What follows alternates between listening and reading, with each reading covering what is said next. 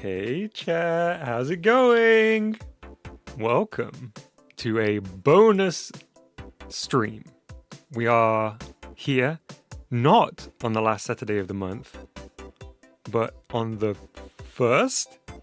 Is this the first Saturday of the month? I think it must be. Wait, what day is it? Where am I?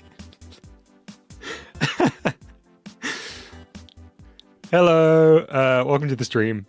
We are playing through the special games that were created just for the April Fool's Chat Plays GBG stream.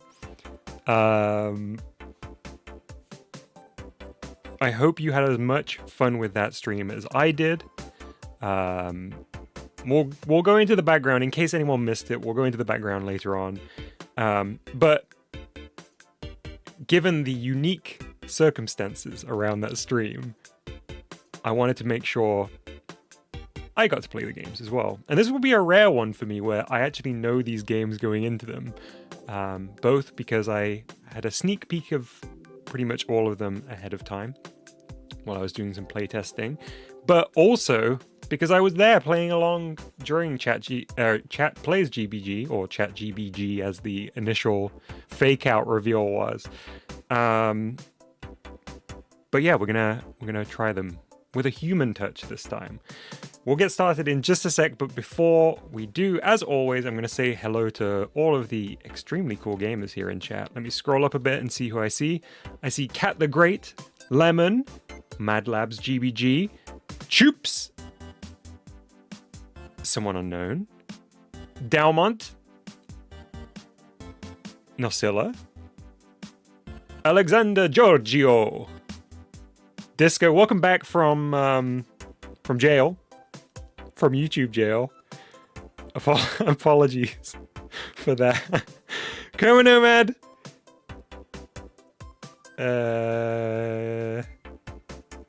Who else?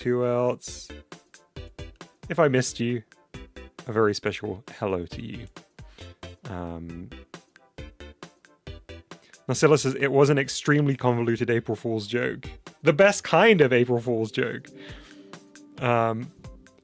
Truly, I do believe that the best kind of April Fool's joke is when A, nobody is fooled, and B, it's just an excuse to do a fun thing. And I hope that both A and B apply to the ChatGPT joke. Alright, let's get started. I was thinking maybe we should play these in reverse order at first, but then I was like, maybe that would be confusing. We're just going to do it in the same order that we played it on stream. So if you hadn't spent 33 hours, 33 minutes, and 50 seconds watching every second of the April Fool's stream, there'll be some gems in here that you will have missed. So you'll want to stick through the full length of today's stream to check them all out. One thing that, this is a long intro, but one thing that I was so happy about was seeing how varied the games that were created for the April Fool's stream were. We've got all sorts of genres. We've got a lot of puzzle games, but not only puzzle games. We've got some action stuff. We've got some arcade style stuff. We've got some creative stuff. Oh, Freddy, sorry, did I miss you? Hello, Freddy. A double special hello to you. How was it pre-recording those voice clips, says Lemon. It didn't actually take that long. I just imagined I was playing GBG games. There was actually... So, the software that was powering it, yop.exe, that was created by Bori, truly one of the GOATs. It had some bugs, and one of the things that was meant to happen was that if certain keywords were used anywhere in a message, and a kind of a slightly more varied set of keywords were used anywhere in the message, it would trigger a sound. That didn't work, so in the end, it was mostly just me typing It was mostly me just typing certain phrases. So I think there was like 200 phrases, including like special greetings for channel members who joined the stream, most of which were never heard. So it was all in vain as well. I never once like actually got on the mic live, by the way. I just saw Shoops' message about, did I hop on voice? No, it was all pre-recorded. I did one for every single active channel member. Even people that I knew were not going to join. So for example, the wonderful Dave Nodon is a channel member, but I don't think he's active in chat. But I still recorded one anyway, just in case. Because I didn't want anyone to be left out. Also, man, there is so many little addendums to this. The jam, the Chat Plays GBG jam is still going ahead.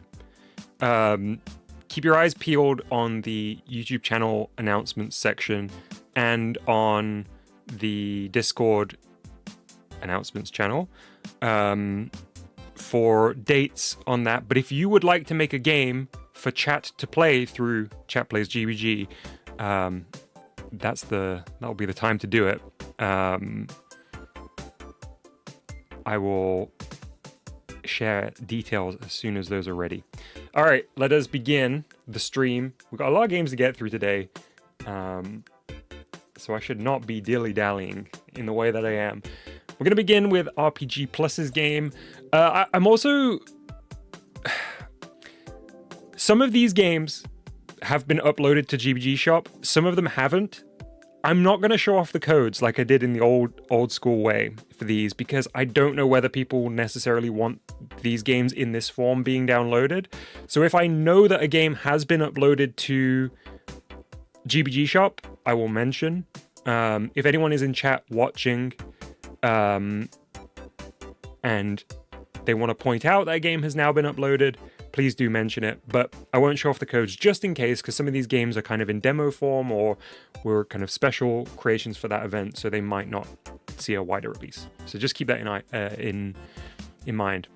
No /game, right? Yeah, I think you can type /game, but it will just show you whatever the last game we played on stream was. It will not be updated. Hey Mouse Paddocks, welcome to the stream. All right, let's play RPG Plus's Dragonic Plague.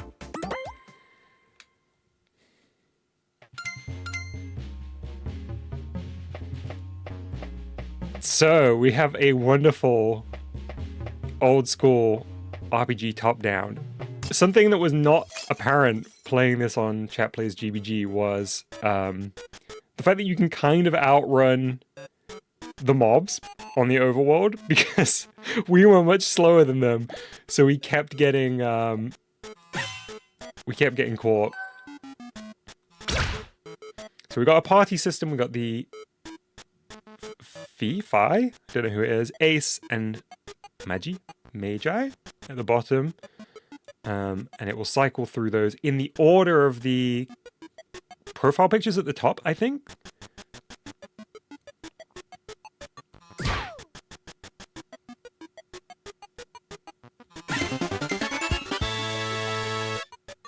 Freddy says, insane that RPG Plus made an RPG for this prank. I know! Okay, so there's a stone there, but we don't have a pickaxe for it. I'm gonna sprint this way. I believe there's a shop over here, but... Wait, what does this do? I actually already forget.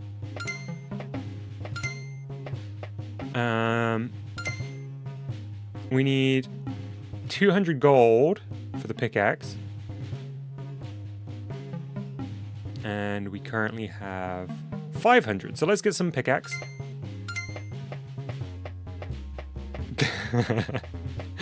The the LUP being posted in chat right now.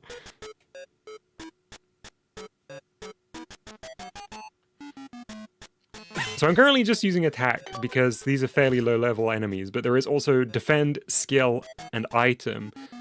Item will use our potion, and I think that heals everybody.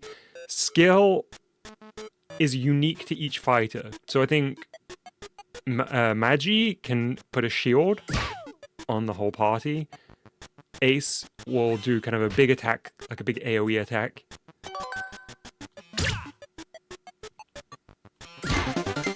And I can't remember what Fee does. Maybe like,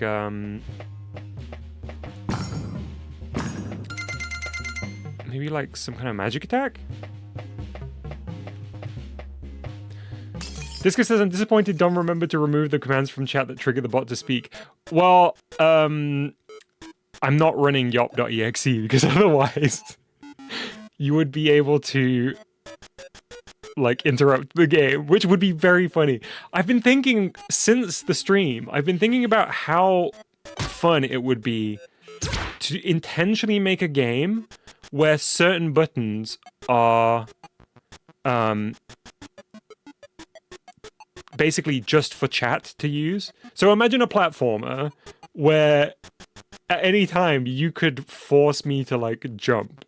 So more than it being, oh, it's a game that chat plays, it's like chat is actively working against you.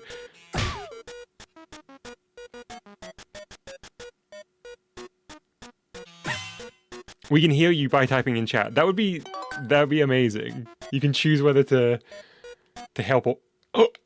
Oh no! Oh, I accidentally hit the shoulder button. Dang it! Okay.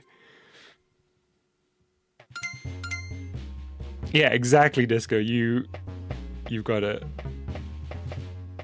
Okay, we're running straight to the left. I'm gonna buy some pickaxe.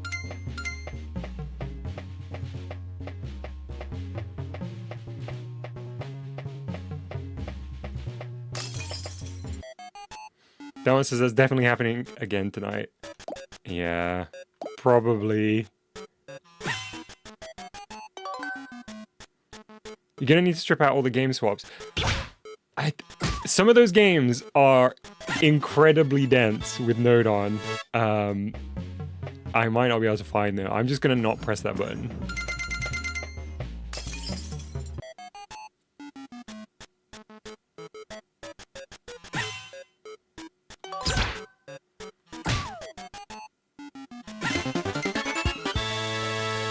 Hey Elite, welcome to the game. The game? The stream. Sorry, I said game because your last word in your message was game.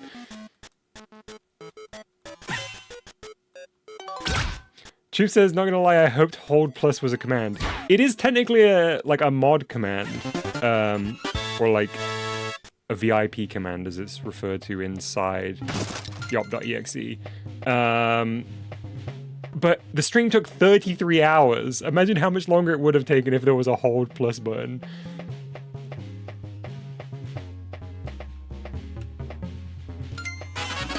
Let's get a little bit of XP. By the way, the rumble in this game is off the charts. I don't know whether it's picking up on my mic.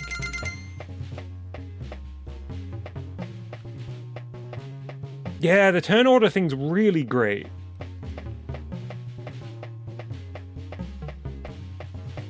Such a great touch. There should have been a screenshot command. That's cool. Yeah, that'd be awesome.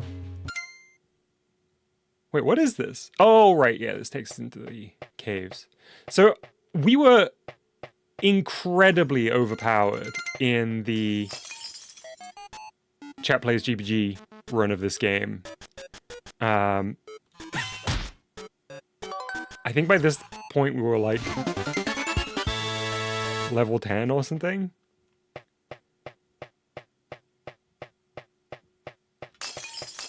We're obviously not quite there. In this run, hopefully we're strong enough for the tougher enemies.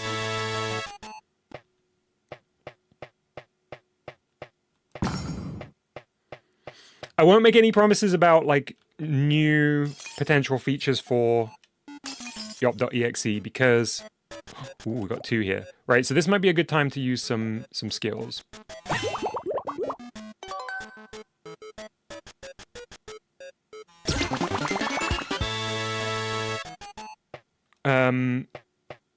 Yeah, I'm not going to make any promises about potential new features for yop.exe because that would really be down to Bori.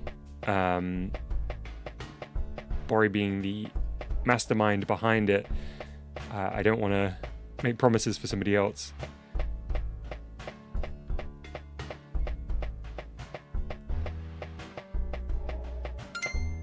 Oh yeah, we got the shop here again.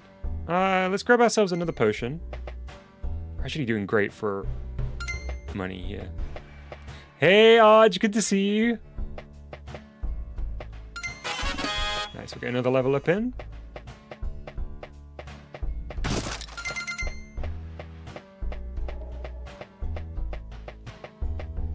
Okay, we're gonna outrun here for a little bit, although we'll keep our eyes on sort of the overall enemy level because I don't want to get into a section where they become way too tough for us. Also, something I haven't personally said, the artwork, both the enemies, the player sprites from behind, the backgrounds, incredible. RPG always makes beautiful looking games. There's something about this that feels next level to me. It's so good. Nice. Alright, I don't think we've got much to worry about here. We got a little lost in this section because I think we came in from a funny angle. And that area there that I was just near is the correct path forward, but we missed it for a while on the April Fool's run.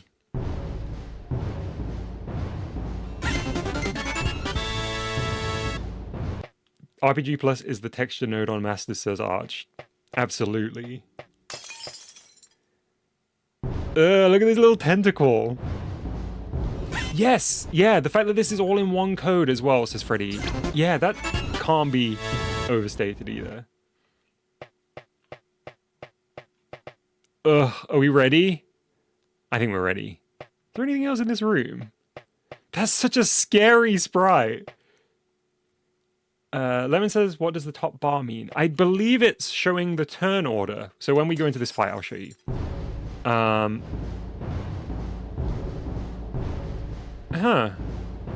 Maybe I'm wrong.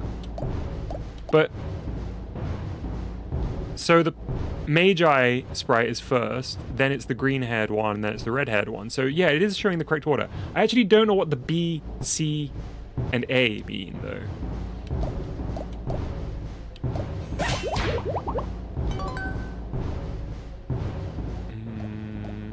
Let's use another skill here.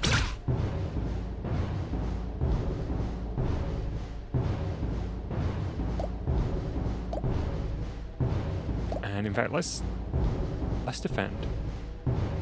Oh, defend is only for one. Interesting, okay. Did not know that.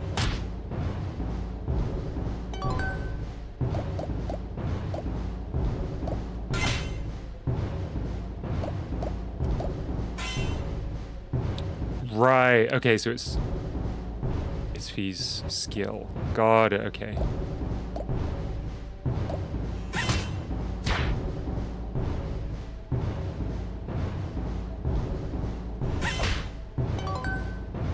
So, here we're trying to damage the wings and the head, all independently. So, it's only one enemy, but we've got kind of the equivalent of 3 attack points. Oh, Lemon asks, what does everybody have to drink? I have a peppermint tea today. Let's skill again. Because these attacks are big.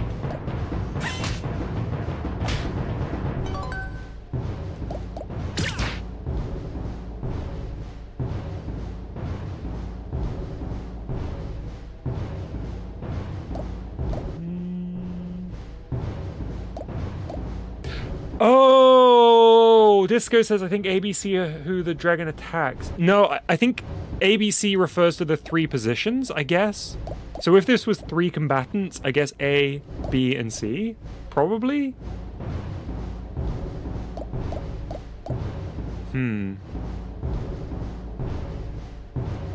Whoops. Oh, I didn't actually mean to do that.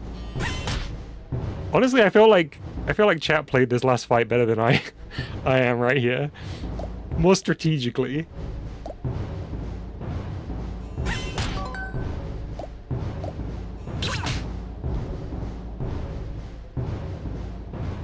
Hey, Olgindos.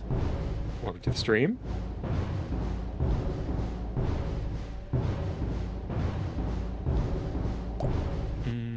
We're gonna skill again, protect everybody. We're gonna skill again. We're gonna skill one more time. That's gonna take out the head, but we still got the wings to deal with. Hey, Mercury, welcome to the stream.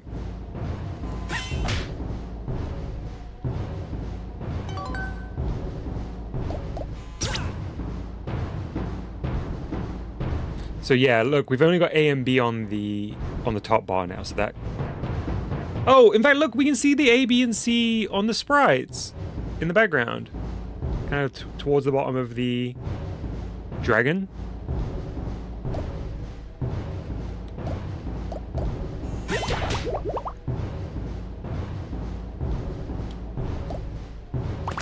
I'm gonna skill once more. Oh, we're out of skill points. Okay, so in that case, we're gonna heal.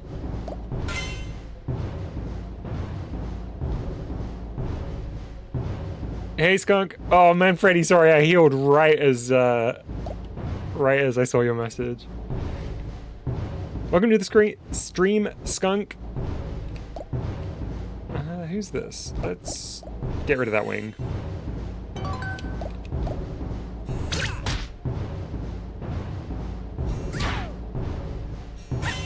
Oh, 1 HP! There we go, we did it. Welcome to the Scream! Okay, now we're moving on to Nerd on Guy's game. First of all, hang on. First of all, RPG, if you're all watching this VOD later on, thank you very much for creating that game. It was wonderful. It looked amazing. It was truly a rare sight, I think, to see a GBG game like that, a classic old school RPG with a top-down world map and the really mechanically nuanced fights as well. Super, super cool. All in one code and made in what was like an extremely tight jam-style timeline with all of the crazy rules that were required of you. So thank you for sending that in. Next up, we do have Statue Builder from Nerd on Guy. I love the fact that this is a creative game. It does have some unique controls, so let me just try and remind myself. So we've got color change on right bumper. We can go up and down with... What is it? It is B and ZR to go up and down. I feel like I'm kind of making a 3D Kirby here. And we do also have a time limit. We can break blocks.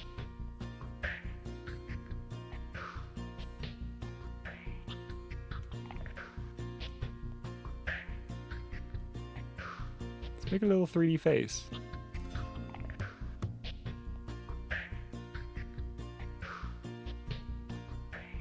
Kind of giving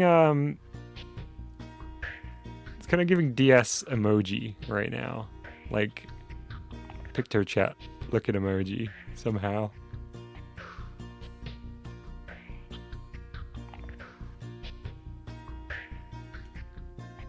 And then yeah, we can change these anytime. Something I really, really appreciate is the fact that the white block cursor is black so that you... Wait!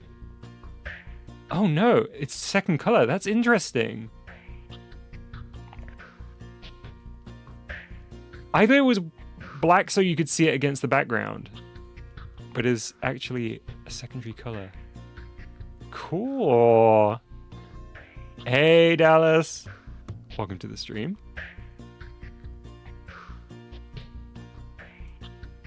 Nice. And yeah, we can delete blocks with the Y button.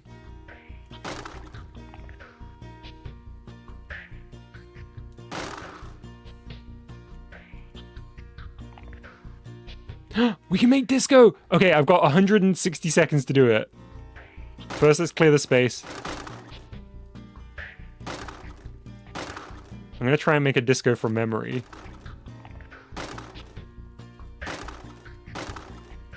Okay, here we go.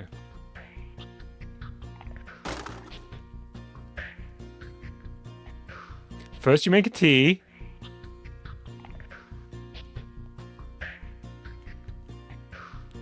Then the body. It's kind of a long disco.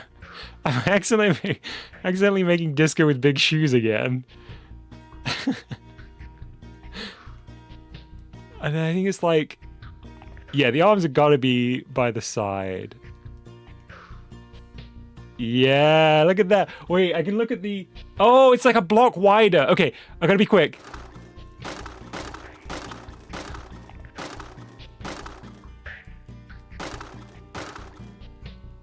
Whoa, look, we can see all of Disco's cousins. Wider and taller. I don't have time for taller, we're just doing wider. It's little Disco.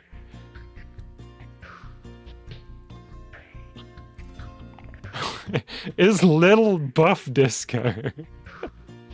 Okay, wait. Quick correction. There we go.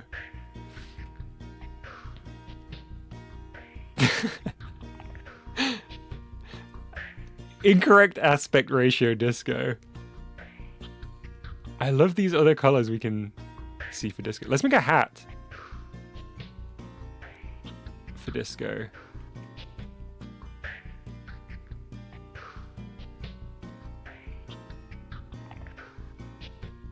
Oh, a big top hat. What a fancy gentleman. And I guess, what else can we do in 30 seconds? Wait, delete. I guess like a cane? Yeah, there we go. Making real good use of the 3D. And Disco's pet rat.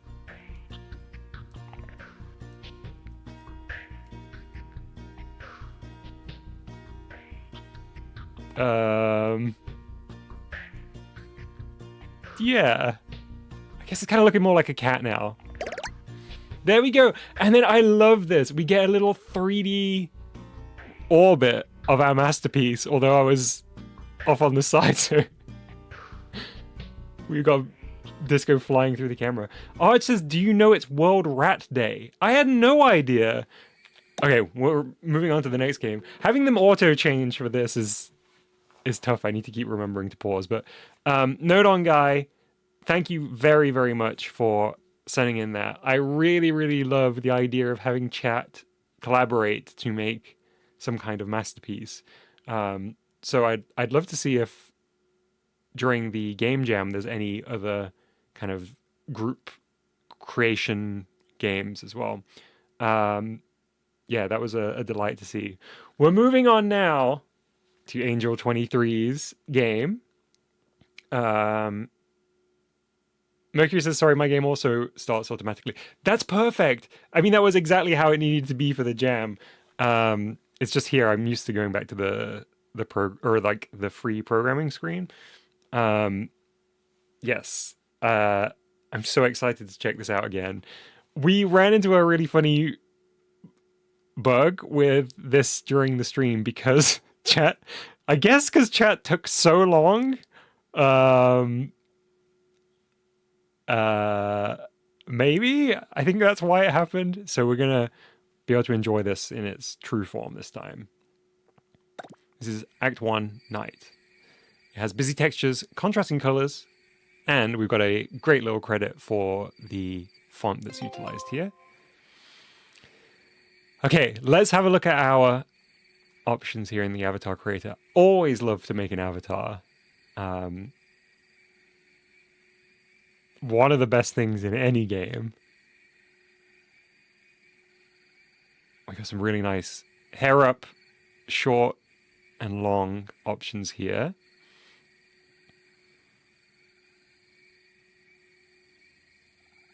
I'm feeling long. Wait, what happens if we click the middle here? Okay. Face. Ooh, we can change the eye color left or right.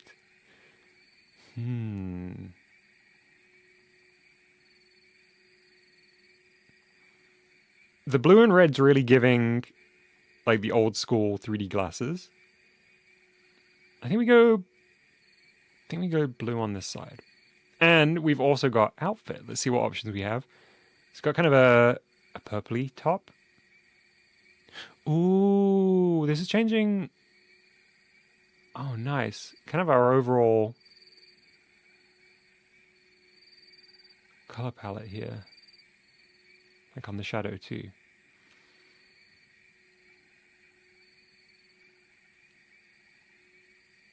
I think this bluey one, kind of greeny bluey one, is very nice. That feels good. This background's gorgeous too.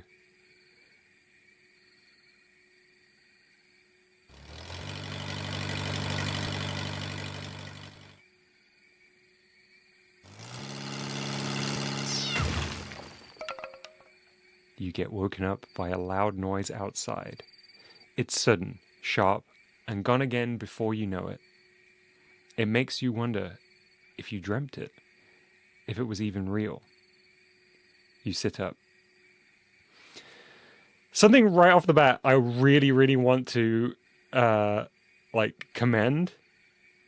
I think this is true in all of Mercury's games. I think this is especially true in the last 2 games that we've had. The atmosphere is unmatched. And I think atmosphere is such a kind of nebulous concept and is made up of so many things. But for me, seeing this game, it is the incredible sound work. Like, a whole story was told parallel to the narration there through the sound work. Like, we know exactly we know exactly what happened in the background there. There was a car, it was speeding past or moving past. There was a collision of some kind, and we heard a cat. The other thing is just like the ambient track. And then one touch that I think is so special is, in fact, Freddy's just pointed it out, the little kind of silhouettes that we have from the window and like maybe the foliage outside.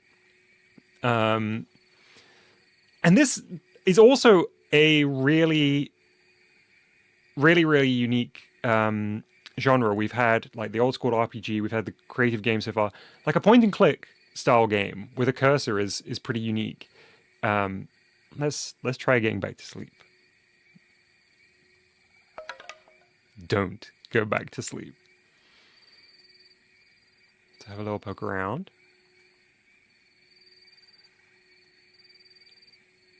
I think we should head outside, chat.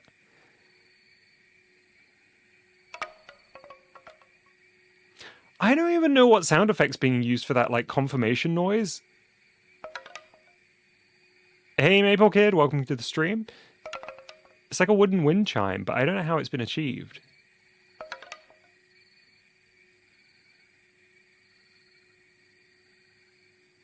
And then look at this, we're outside.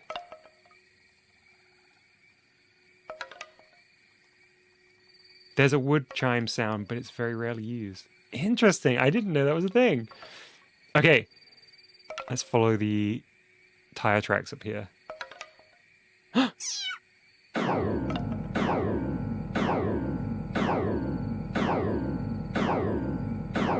Okay, I think that would be a game swap there, but maybe something has changed for the subsequent game. So the cat the cat was there. The cat seemed okay. The cat fled the scene.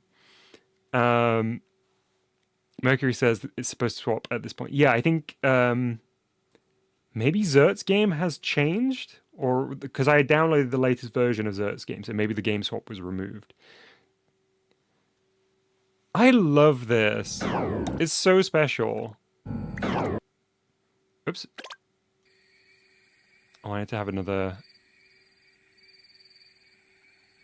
shot of the character creation.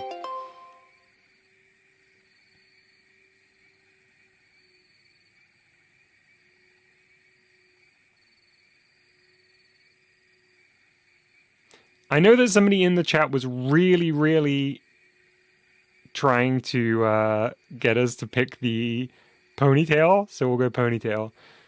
Maybe you can switch the eye colors this time and then click around again. Ooh, okay. That way, right?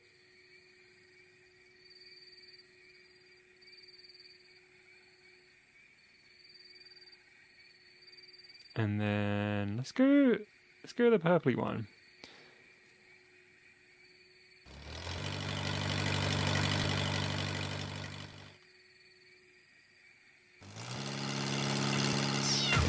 RJ says if you press the face selection 60 times per second, you get a secret purple option. Wait! Was this blue before? I feel like this was red before.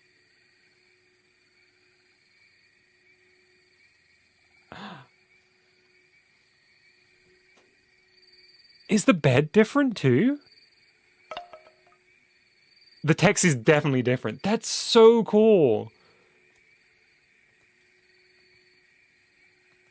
I wish I'd made a mental note of what color the bed sheets were before. Yeah, change perception.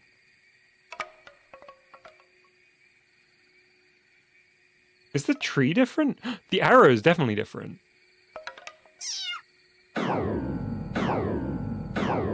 Nice. Hey, a random user, welcome to the stream. The bed is unchanged. Okay. That's so good. I love what that kind of implies. I feel like there's so many really interesting things that could be done with multiple, like multiple branching runs there for a game, potentially. There we go. Thank you, Mercury, both for submitting a game, but also for bringing your unique sensibilities in game creation to the world of GBG. It is... I feel like your creative voice in GBG is quite singular and so appreciated. Let's move on to Zert's game. Now, we played Zert's game for a long time during the stream. I think perhaps one of the longest segments. No, I think Freddy's was the longest segment, but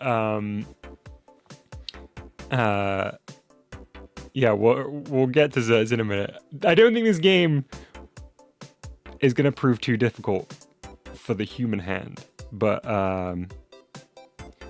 it was certainly for Chat Plays GBG. Maple says, I wish I could submit a game. Well, there will be a Chat Plays GBG jam coming fairly soon, so keep your eyes peeled.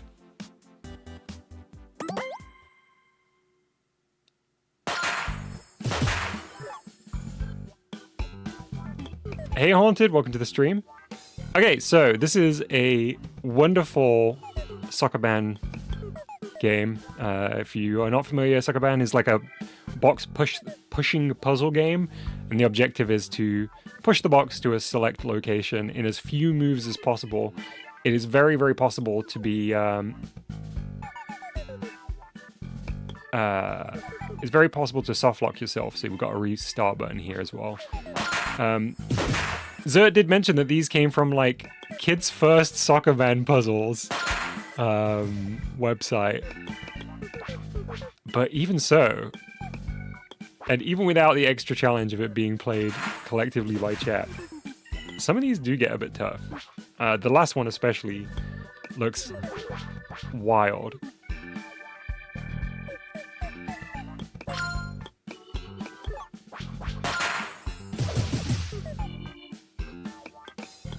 Oh, I never even considered that, Disco, that this is the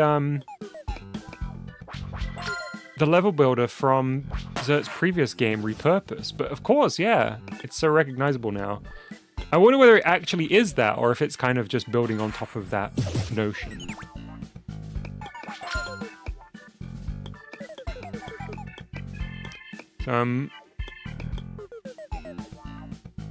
Oh, I messed up. Gotta restart.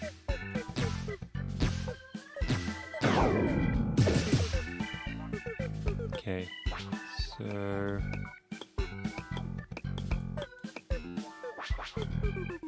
Okay, I think I did that the long way around, but still we made it.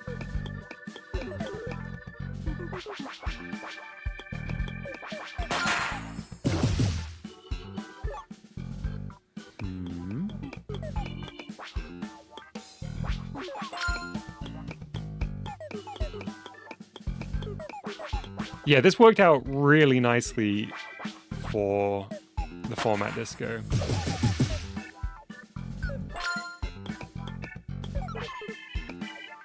I feel like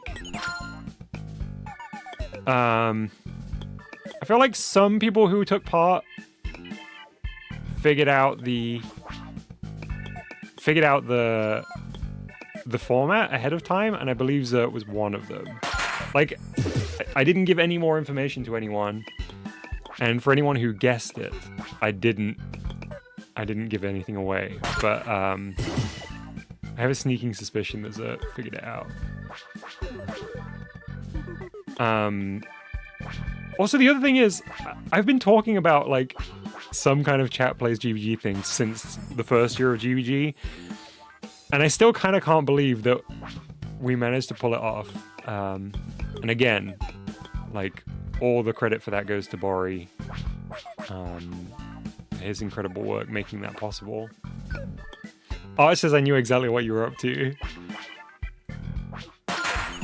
Nothing gets past Arch's keen, ratty eye.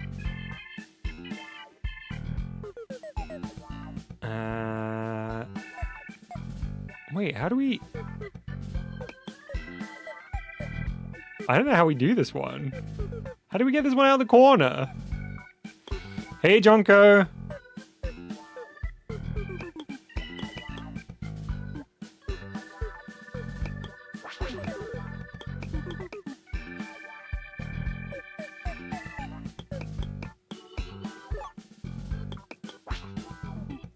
Is predicting an Arduino script to Tazza games not chat plays thing? I mean, that is entirely possible.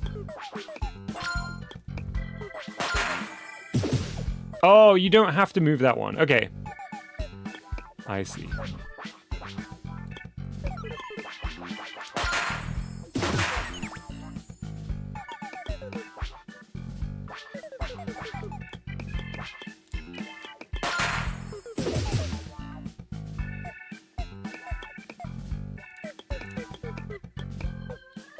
Do the one up top first.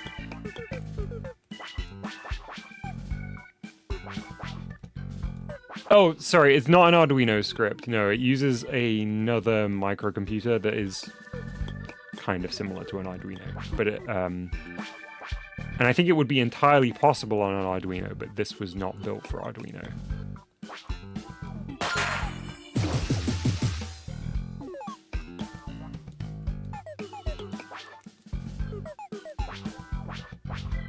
Yeah, the fact that it took us a huge amount of time to get to level 17 goes to show the actual...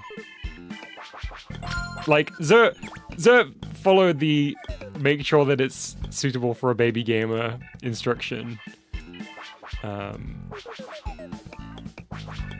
Even so, it was still a very tough one.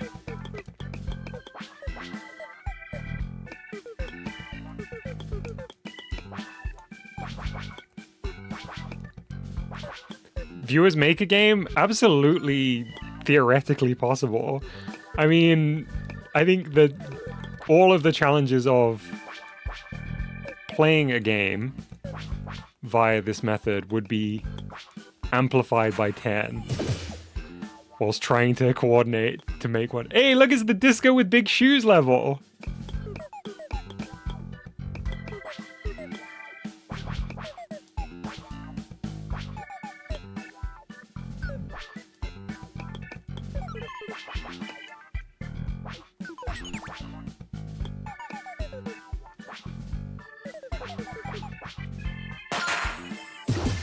Alright, second to last level. The difficulty will start ramping up here, or has started to.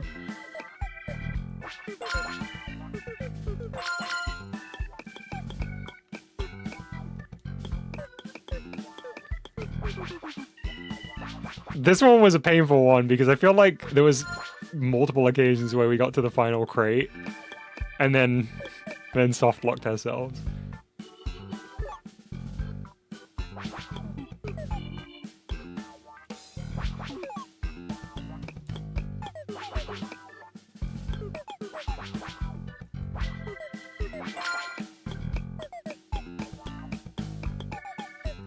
Can anyone remember how many moves it took us during the stream to get to the end? Was it in the 5 digits range? Surely not.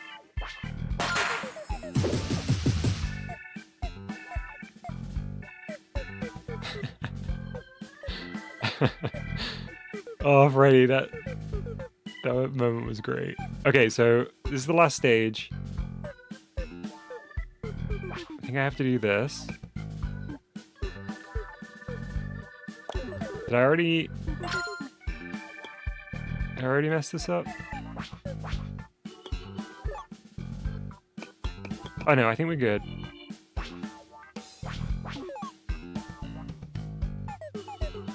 Oh, hang on.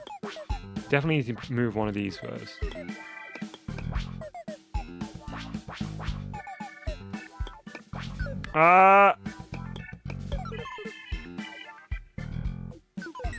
I think we balked. Pretty sure we balked there. Okay. Down. Down.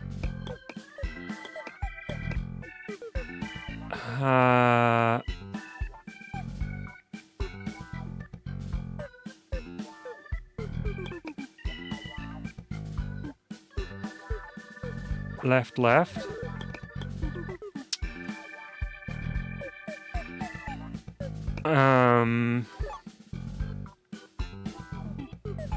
One of these boxes has to come down, right? Maybe this one?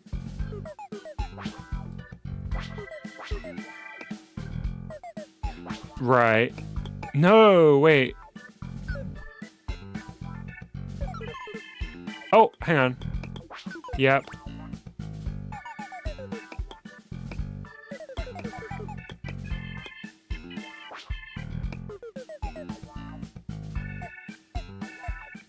Oh, I messed up again.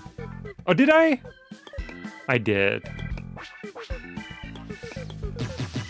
I think you do need to move the box up before down. Oh, okay.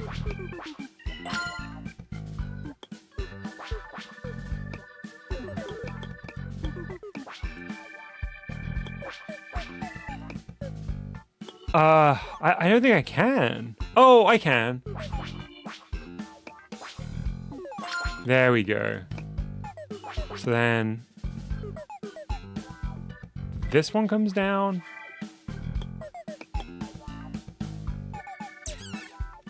I think I pushed it too far. Push it up here.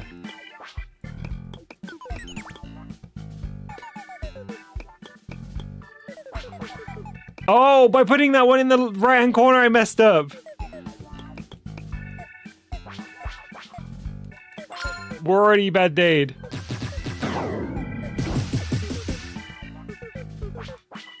Gotta do that. Gotta do that. Dang it. Gotta do that. Gotta do that. Gotta do that. Gotta do that.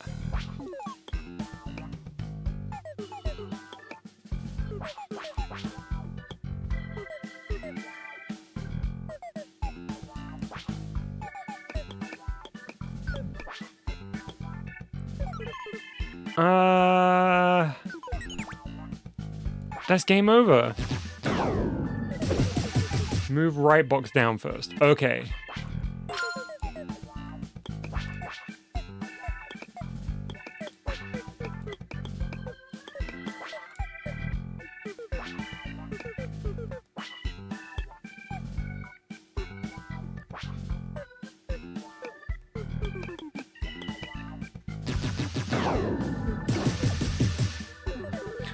Dom, did you play my unfinished Soccer Band GBG game? I can't remember.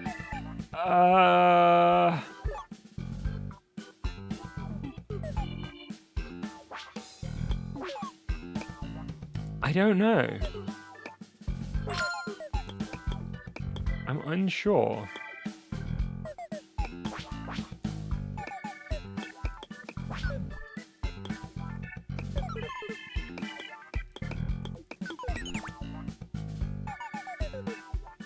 Ah, I didn't mean to do that.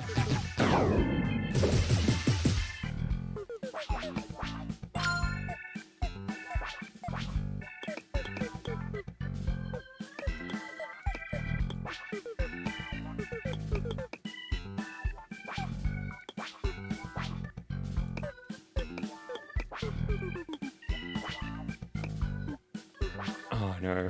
Okay, wait, what's the strat here?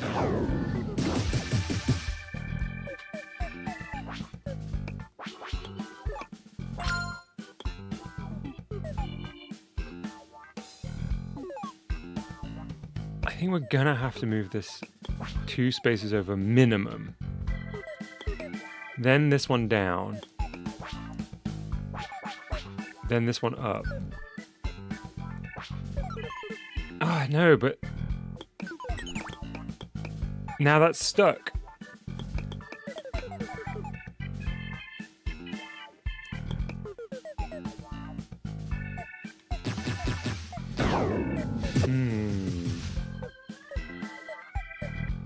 Hey, Mr. Nomad, welcome to the stream.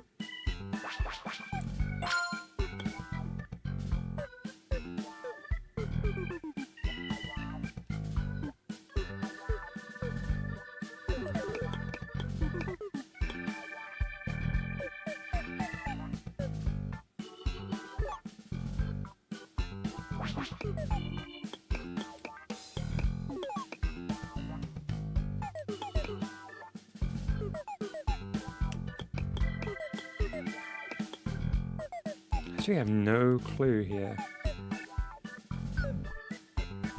What is the reason I can't do this?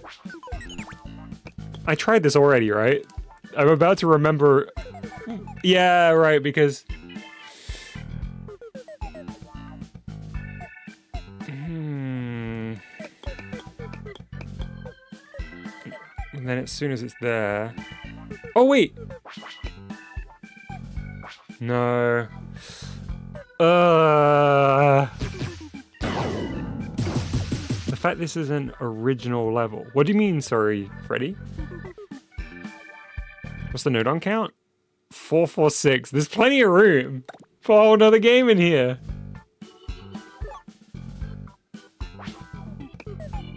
Can you move the top left box 1 space? Like this?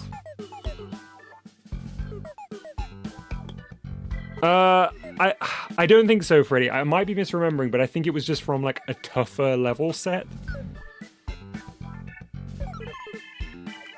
Push the middle box on top of the box on the sensor. Ah. Does that help us? Because we still got to get the...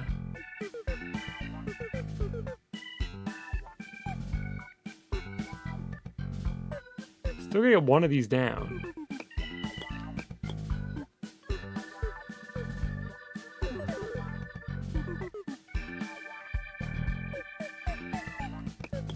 Oh, do that with the one you pull out.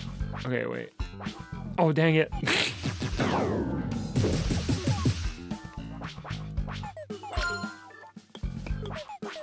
So we're gonna do this. Oh, man. No. Oh, wait.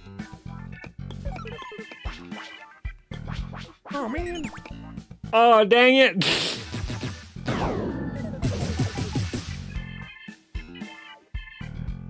The box right next to the goal on the bottom is bait, I think. Oh, do you reckon?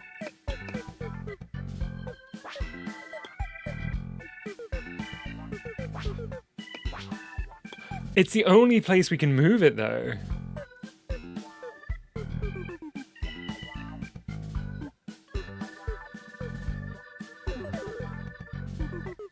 Because if we don't move this down, everything's locked out.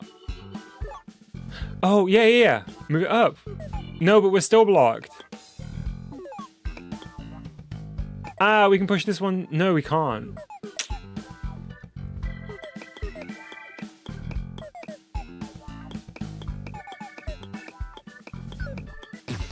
Alright, so Zert did actually post the solution, which I might need to refer back to. Let's see.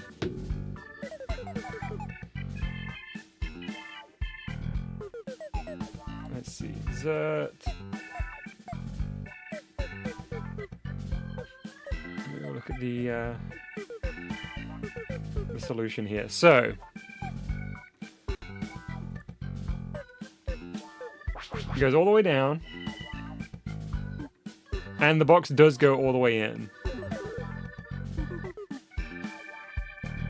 Then this goes to the left. Then this goes to the right. Or sorry, the left. The right box goes to the left. Then up. Then all the way over here. Then this goes left. Then the right one comes down.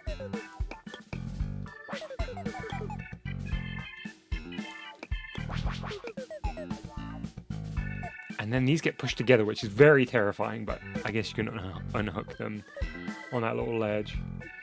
That gives us room to move this one in.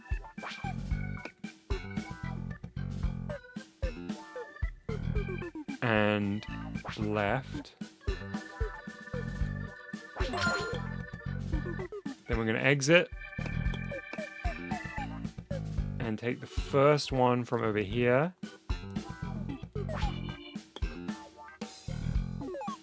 Then we're going to shift this out of the way, but only to there. Then we're going to maneuver this one. And then we're going to bring this one down. Easy! Let's try!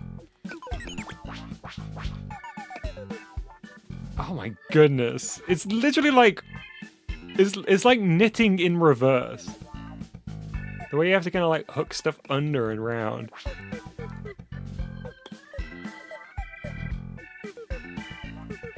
So it's going to go in the top left as well. That's 2 boxes done.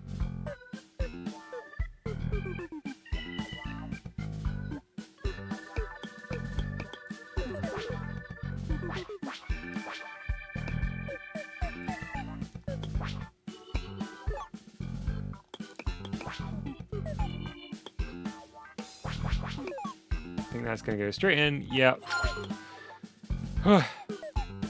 Okay, I'm going to try and do this one without the guide. Nocilla says, how did we ever solve this with chat? We didn't. Zert did it. Zert did it on stream through Chat Plays GVG. Meticulously. Hey Riley, welcome to the stream. Hey Turtle Time, welcome to the stream. Thanks for the Huey's Diner, Arch. We did it! Alright. Pause. Zert, thank you so much for making this. I can't believe you still have like 200 node on to play with. And yeah, I can't wait to see what comes next after those first 20 stages. Incredible stuff.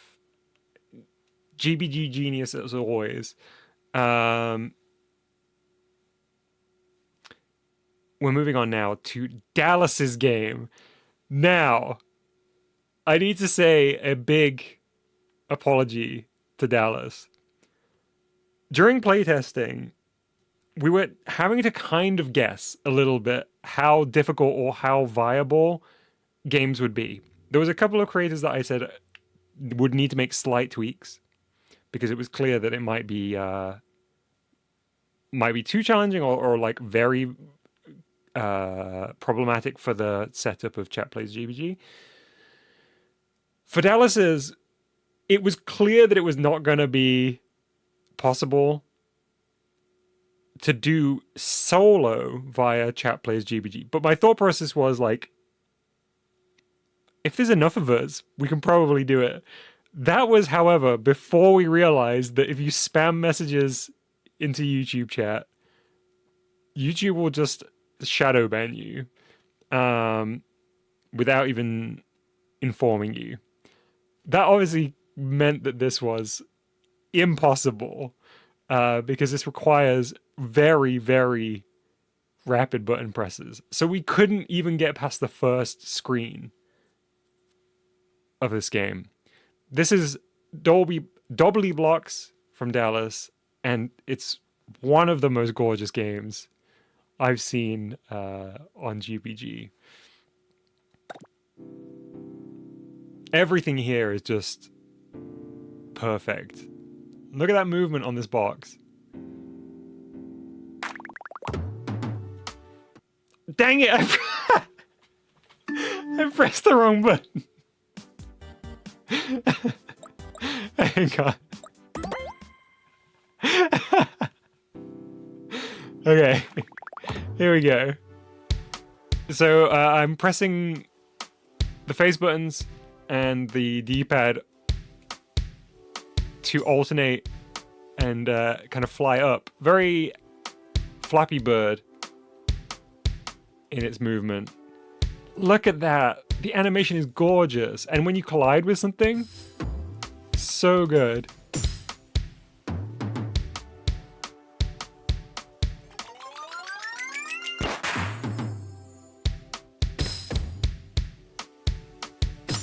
So we're going to work our way up, avoiding the red walls there because they reset you. Shoop says, Dallas genuinely makes some of the most polished looking and feeling games in GBG. It's crazy. 100%. I'm so glad that we got to see a new Dallas game too, because it's always such a rare treat.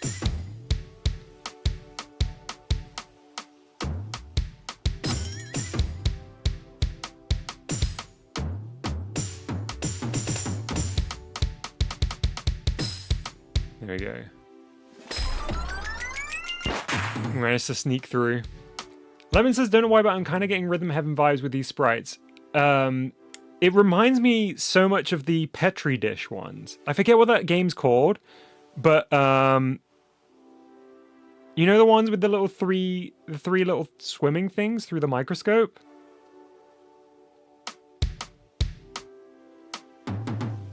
Micro Row, yes. That's the one, Freddy. I should have known you would know.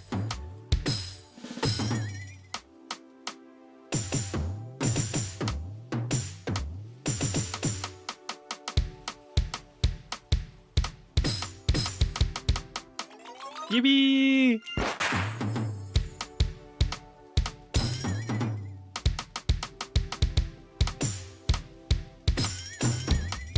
So yeah, red walls here will cause us to respawn. Whew.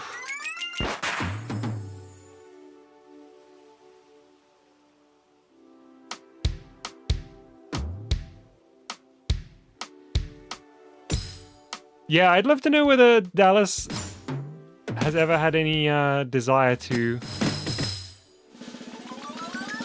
build something outside of GBG. A game outside of GBG, I mean. Okay, gotta really time the jumps here.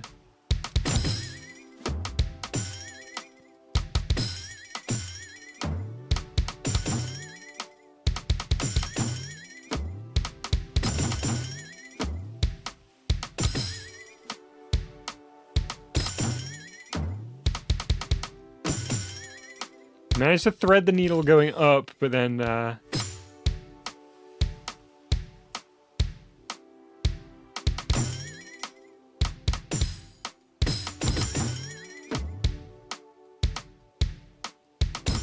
Oof.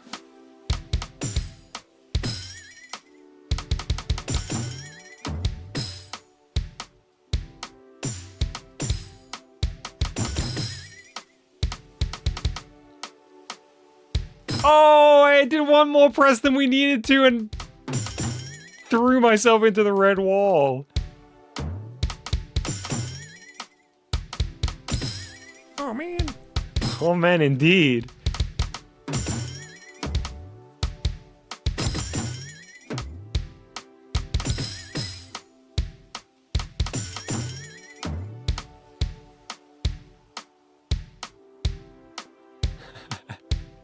Chief says Dom locked in for a second before remembering he has to pretend to be bad at platformers. Tubes, don't give away the secret.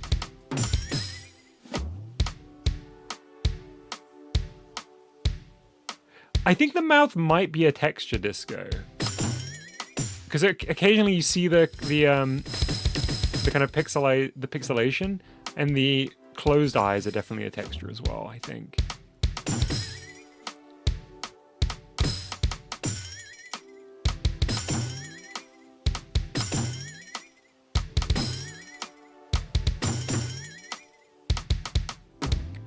Oh, I got so scared there.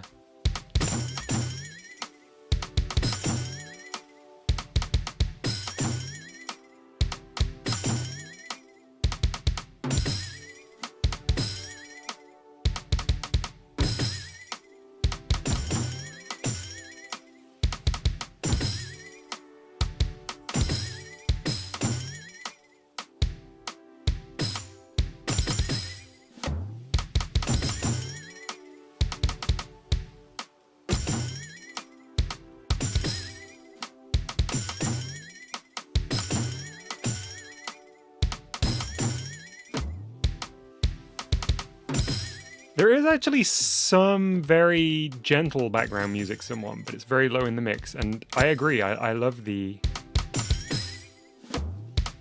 contrast of the high octane action and the quiet ambience. Hey, Not, welcome to the stream.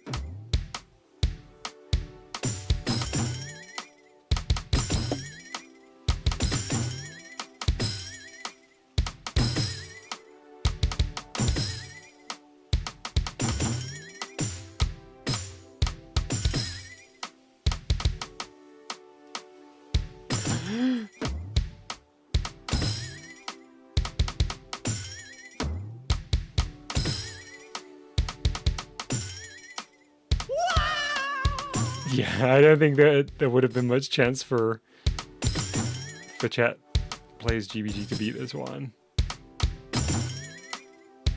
Even without the shadow bands.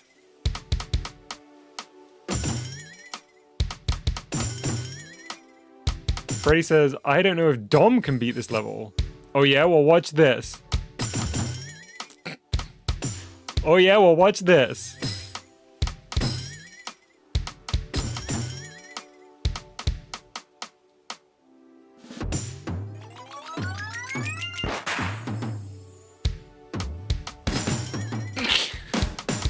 Oh wait, that one's spinning.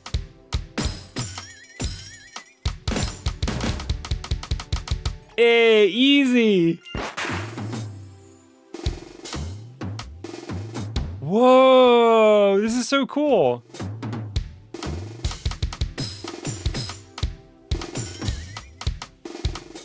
There were some generous bumps there that I definitely did not deserve.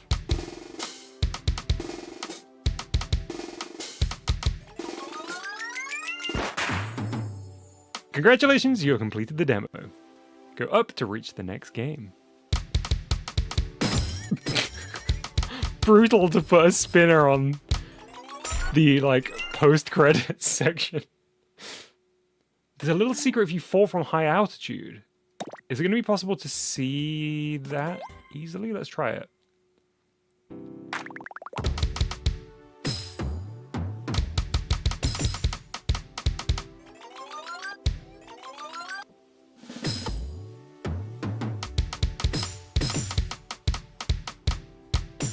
I love that you can fall out of the green.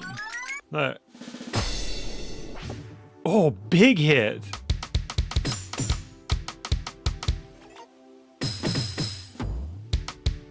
See if I can trigger it again.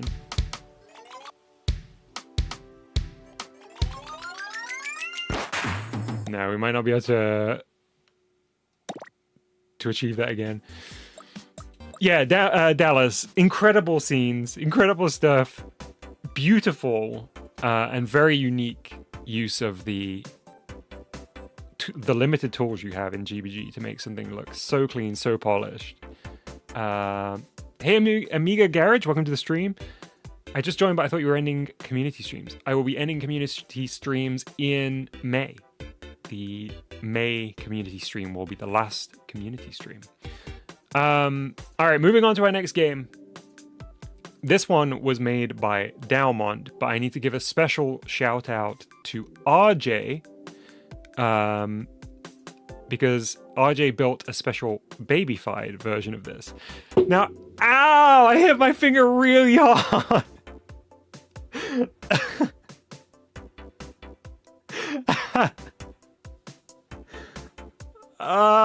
It's like that one time I messed up my hand playing Voxy's game. Oh, I like clipped my knuckle on the desk. What was I saying? I hit my hand so hard the words fell out of my head. Oh yeah, I have a bone to pick with chat here. I 100% believe this was achievable with Chat Plays GBG. It would have taken some coordination, but I believe we could have done it. I think it was a mistake to skip this one. You picked a bone on that table too, it sounds. I did. Dom, the final phase was not happening. Okay, well, we could have had a real shot at it. To be fair, I couldn't do this myself, but I had more faith in chat, even with all of the limitations of Chat Plays GBG. I had faith that chat would be able to do this. So, thank you, Dalmont, for creating this awesome alien in the sky. Again, a very unique mechanic specifically to fit with the requirements of Chat Plays GBG that we'll see in a second. And also thank you again, RJ, for making the babyfied version.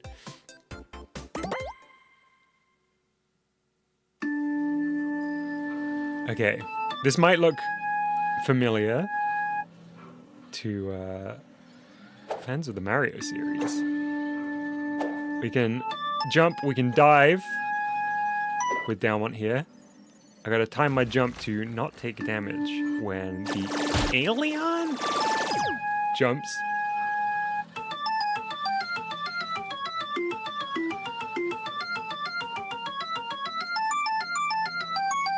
And my goal is to hopefully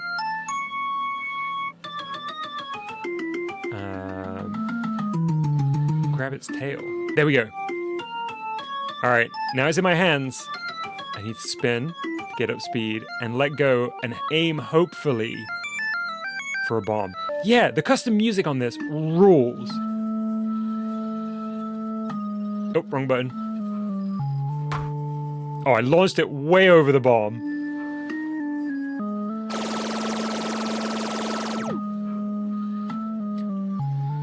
Also, what's that little RJ doodle? We need to take a proper look at that in a second. Yup. Oh, kind of a good throw, but positioning was wrong. What does it say? Babied by RJ. RJ's little signature on there. It's got the RJ seal of approval.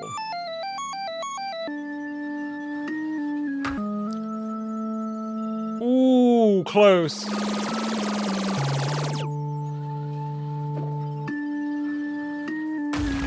Ow. Jumped too slow. Okay, I think I want to not spin too fast here and aim for the one that's close to me. Dang it!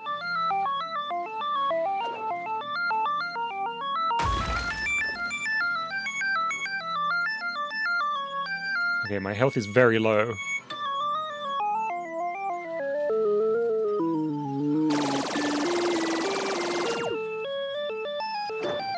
Nice, quick grab.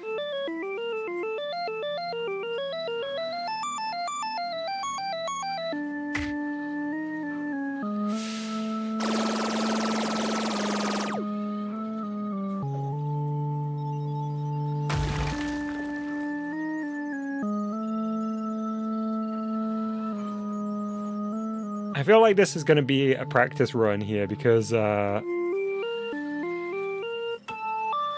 am down to 1 health segment.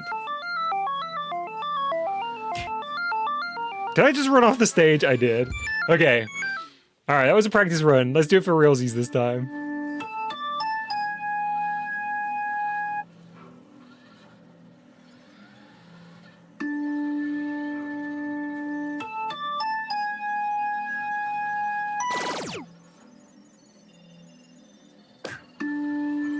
Much too far.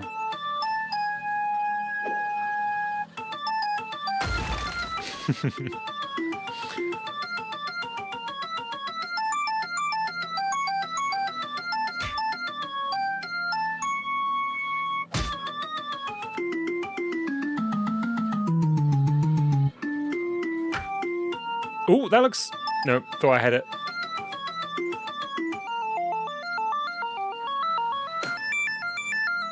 Could be, not quite.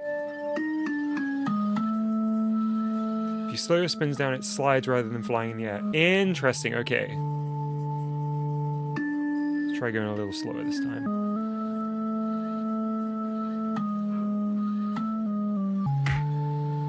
That's good! Ah, we were so close! The bomb's like just on my left, isn't it? Yes! Okay, we got a hit. I guess it's probably 3 hits. Whoa!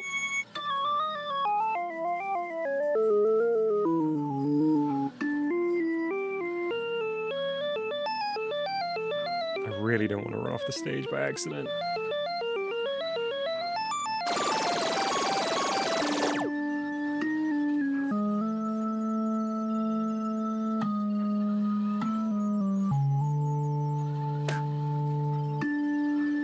Ah, my aim was just a little off. The speed was good, though.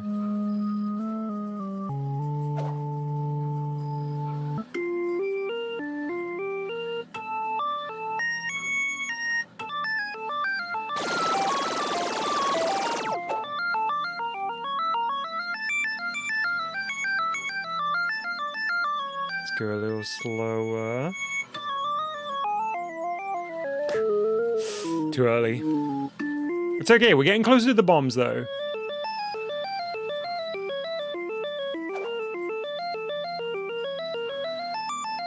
Okay, so it's kind of behind and to the right. Almost. It's being, ow, positioned to grab the tail here.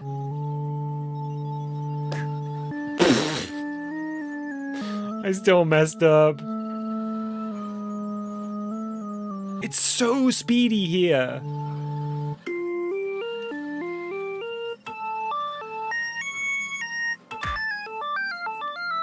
Not quite. I'm playing like chat still is. I know this has been babyfied, but I think it might be tough still. As a professional baby gamer, I think this might be tough still. Surely! Oh, almost!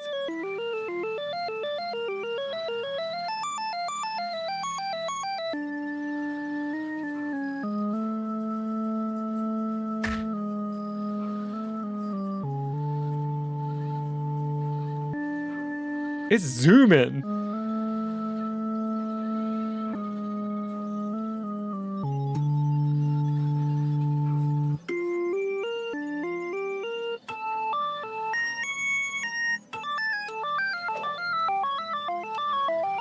Nice. Okay, I've got to get this.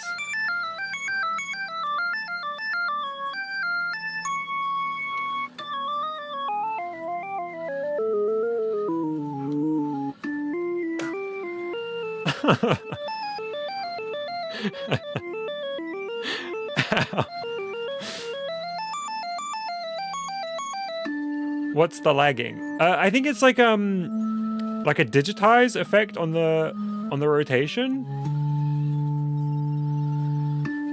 I don't think it's lagging.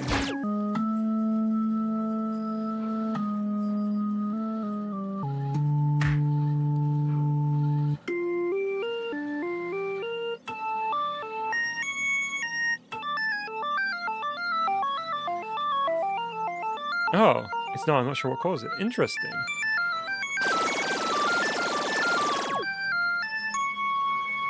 All right, here we go. Release it a tiny bit later. Yeah, that's a good plan, Marcella.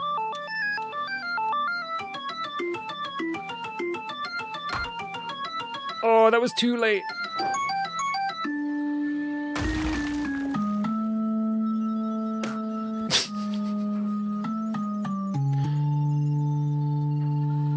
Okay, we still got half our health, and we have taken one. We've done one bit of damage.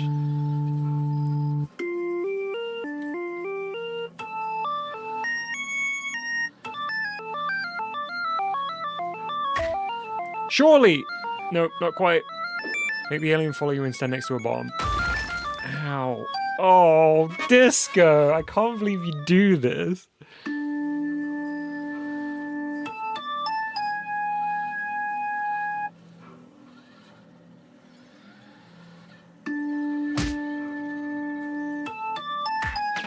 Nice. Big hit.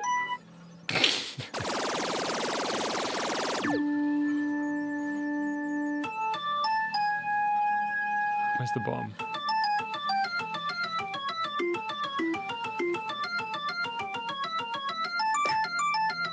Oh no.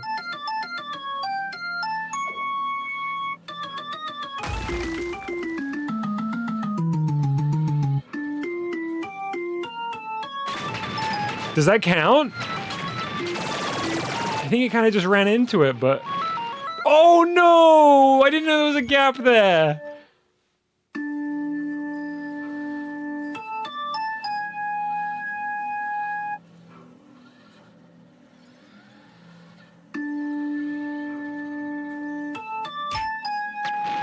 Big hit.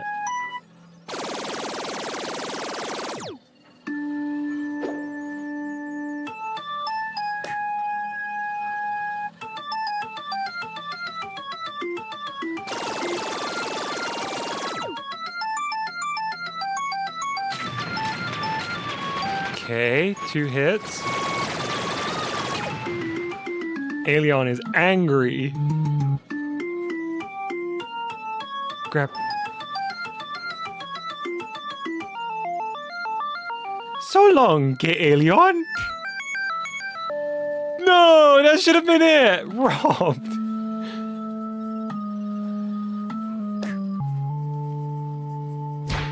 Ow. Have a very cool game.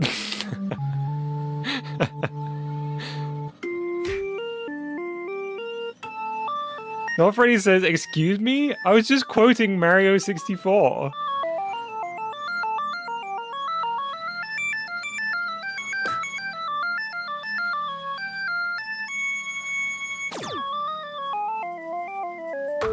Surely! Oh.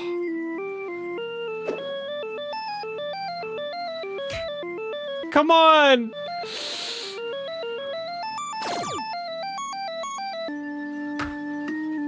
Oh, I want to get a proper non-cheesy throw here.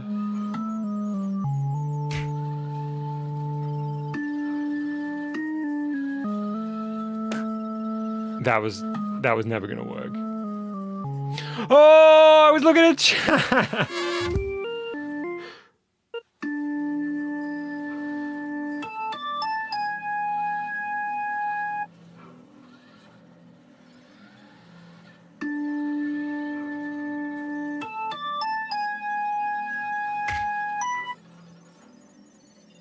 the like sad fall off the stage was very funny.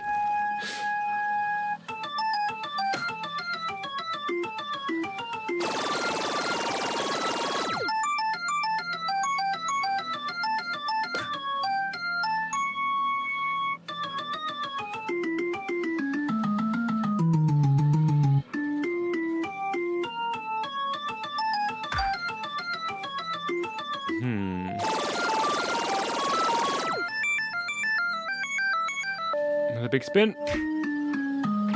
Okay, 1 hit. 2 more to go.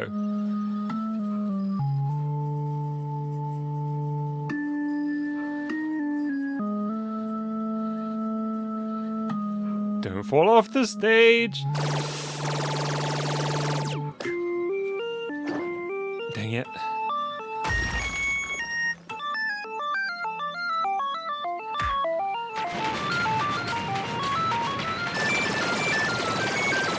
Okay, this is looking good. What happened?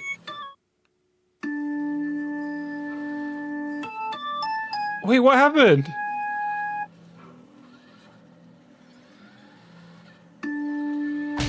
Ow. Oh, the explosions killed me? Okay, fair.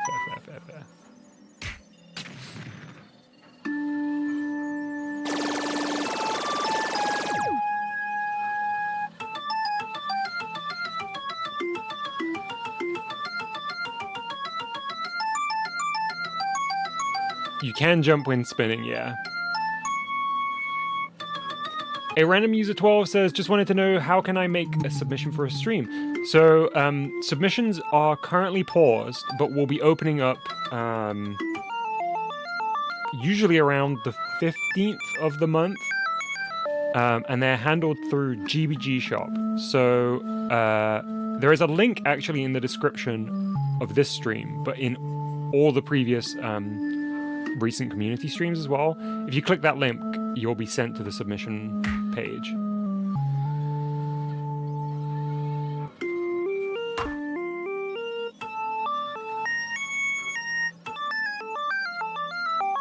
I love when he goes super speedy.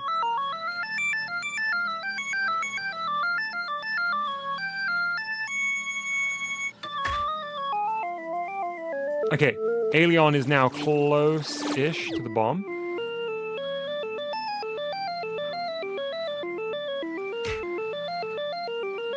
Aeolion is now very far away from the bomb. Yeah, I did actually notice the stage changes shape between phases. That's super cool. Okay, look, if I miss here, I will have to retire.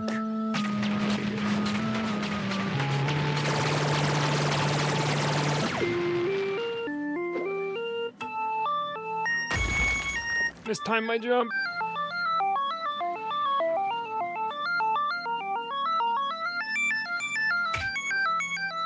Almost? Not quite. Oh man. An alien?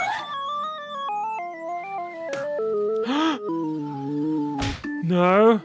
Ow, and it fell on me too, to add insult to injury. Easy. Let's try. Come on. Please.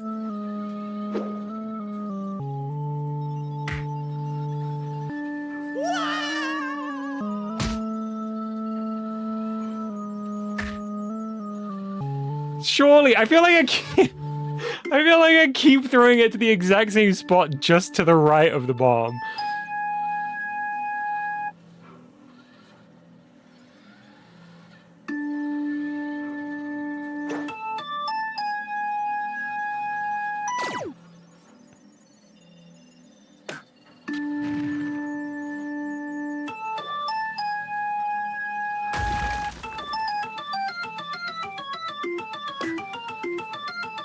That looks like a good throw. No?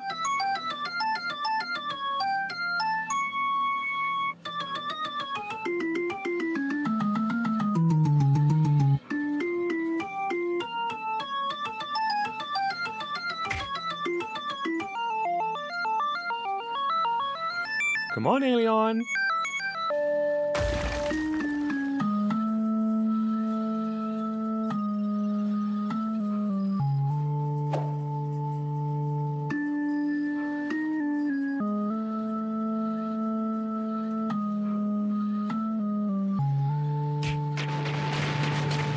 Okay, final hit. Is it gonna go fast here? Yeah. Ooh.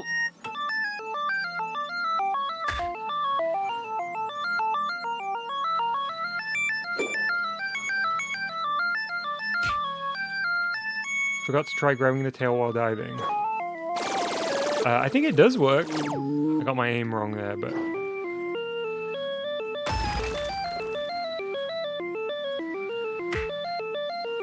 Okay, we're gonna get close to the bombs here.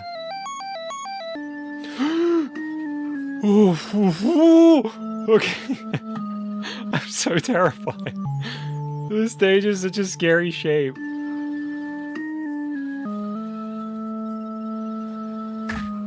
Oh, I'm never gonna be able to hit that bomb! Where is it? Over this way? Nope.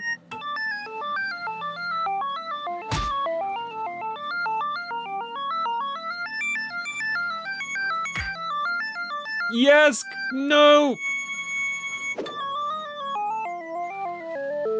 RJ, move! Ugh, terrible throw.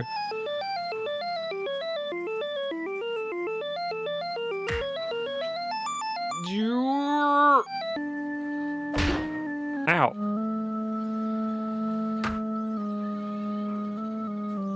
I'm so good at getting exactly the same spot.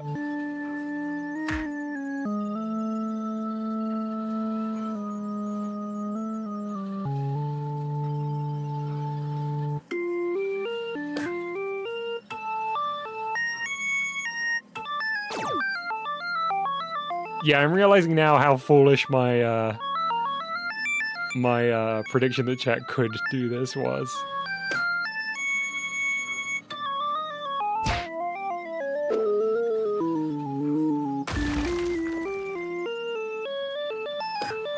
That's gotta be it! What?!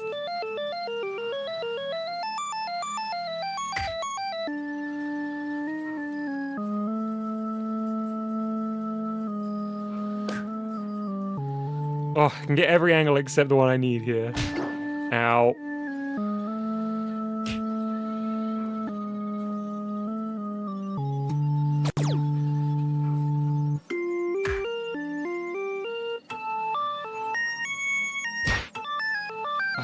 I'm gonna bad day. Please!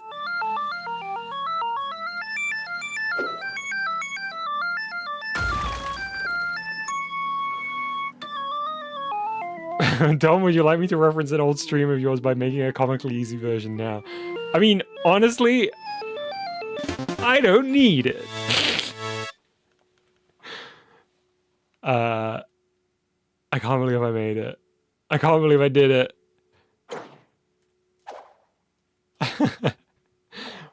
Chat, we did it! There we go. That was so difficult. Hang on, let's get a nice frame there of thumbs up RJ. Downmont, this ruled. Incredible custom music. Great animation on the 3D model.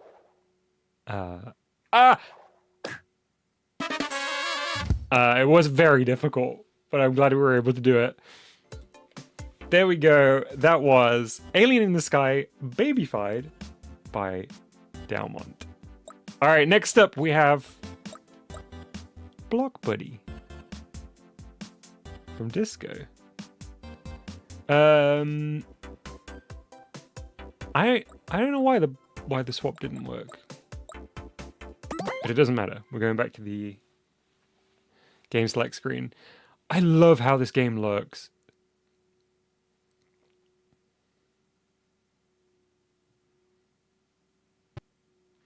What the? Is this running on a TI-83? Let's game swap back. Move left and right with D-pad left and right.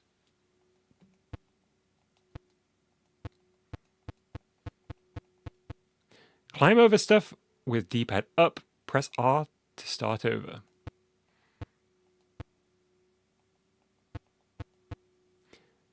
You may have to squeeze through tight gaps.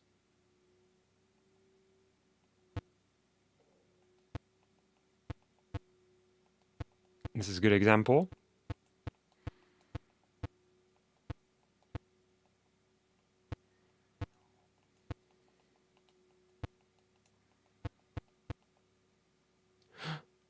Oh, look at that jam.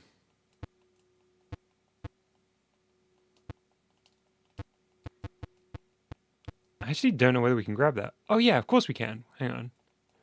Wait, let's restart. I'm going to use my my existing knowledge of the game. Right, that's the that's the restart button.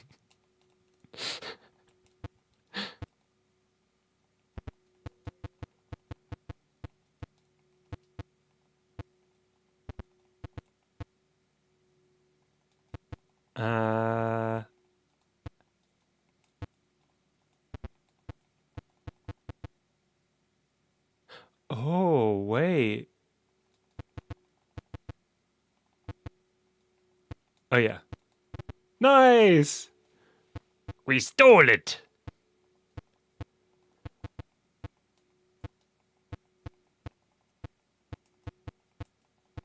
There's our first checkpoint. We can use R anytime to head back here, because it is possible to get yourself stuck on some of these puzzles. So yeah, it's just telling us we can pick stuff up, but I already knew that.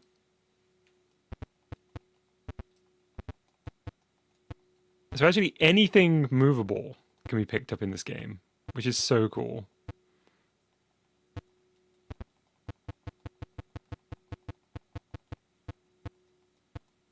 And I really like the sound effect work.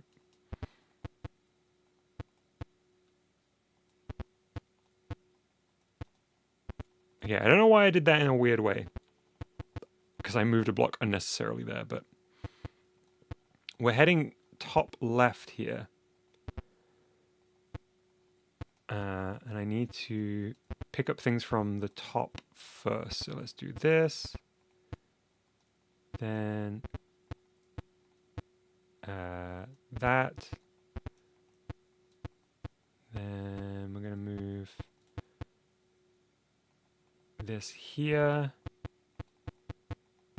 And then we're going to grab this one.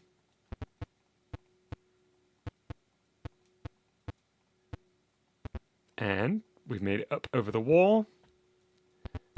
But look, we've got some more obstacles to overcome here. Nothing a little box moving can't solve.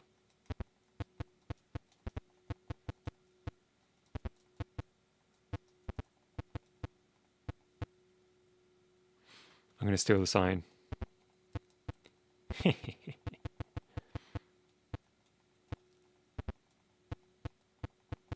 Another nice little checkpoint.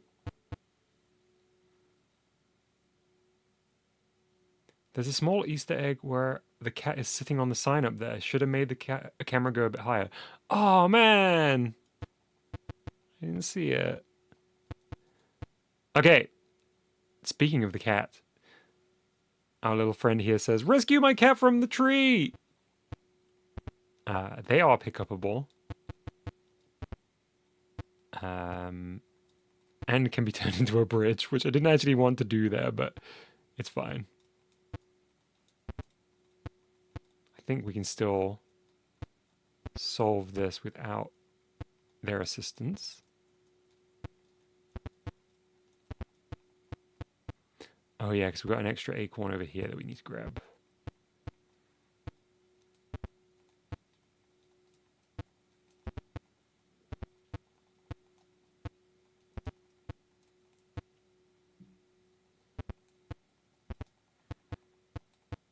Okay, so we're making... Ah, that was a mistake. That's okay, we can still get around it. Making a little staircase.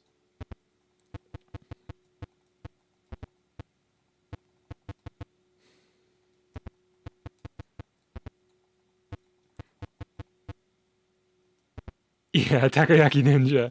It was very funny seeing everybody's interpretations of the wonderful pixel art we have here.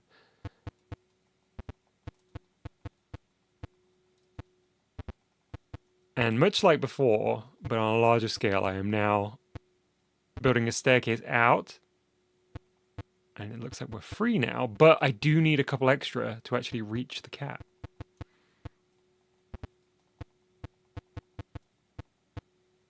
So let's drop that there. The cat's gone. Hey, Boss Games, welcome to the stream. Good to see you. Thanks, mister. I got my cat back.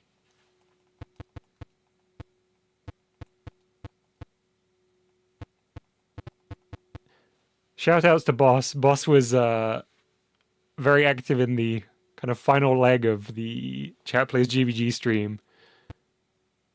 Very critical to making it through some of those late games. I'm on a break.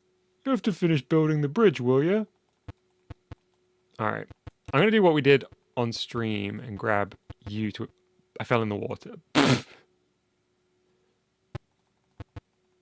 Grab you and your sign.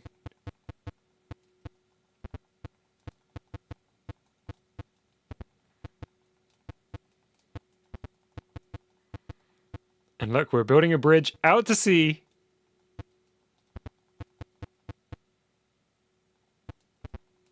When I first saw that bridge character, I thought it was Disco from the side.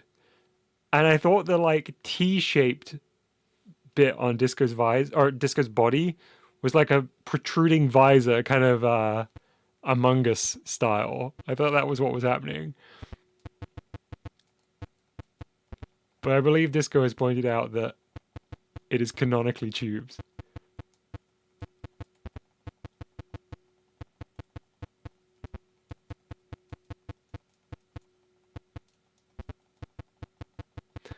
Yeah, this stretch here, boss, building the bridge, was truly harrowing to play in Chat Plays GBG mode because any wrong move would throw us into the ocean and reset everything. But here it's a breeze. Although I already did fall in the water once, so... Oh, there's a cloud if you decide to make a staircase. Dang it! I managed to trigger the end here. So long, Calculand. Hope next game has better graphics.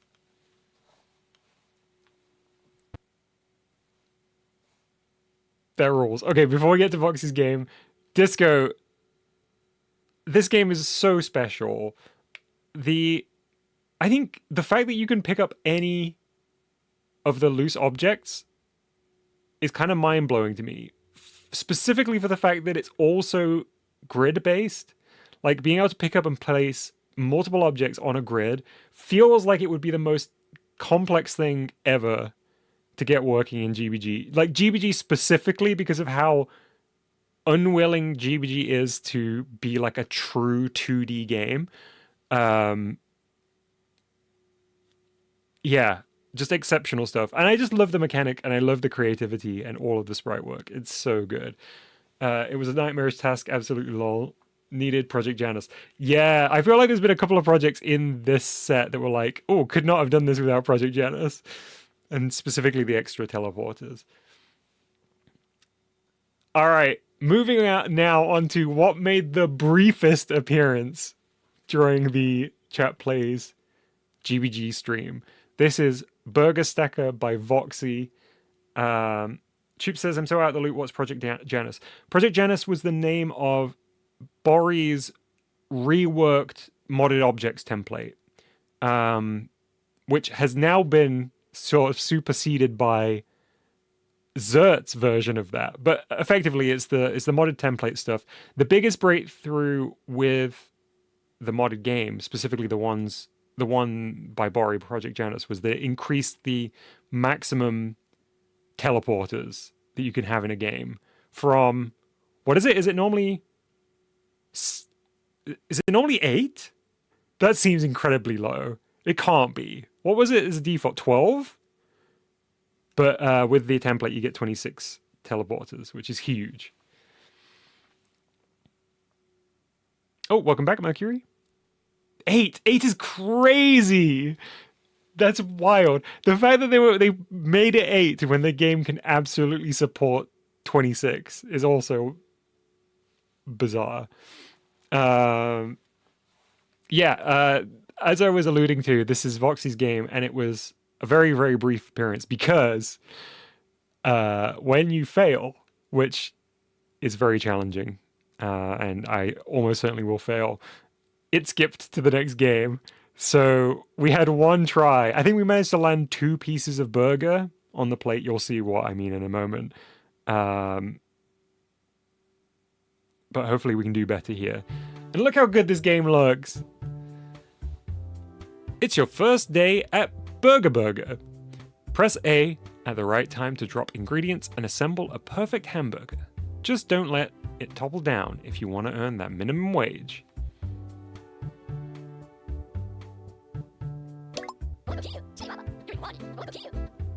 Wabajia. Giovanni. Okay, let's make a burger for our hungry customer. Not the most stable start here, but I'll take it.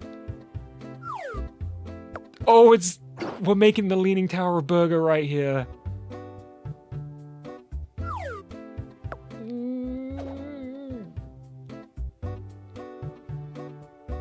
It is timing based, yeah. Okay. I feel like we're building a house on sand here. This is not a good foundation.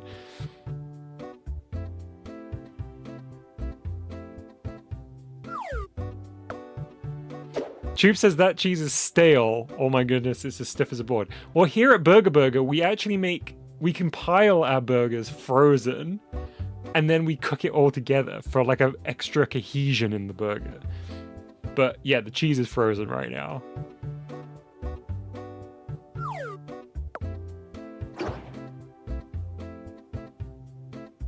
It's efficient.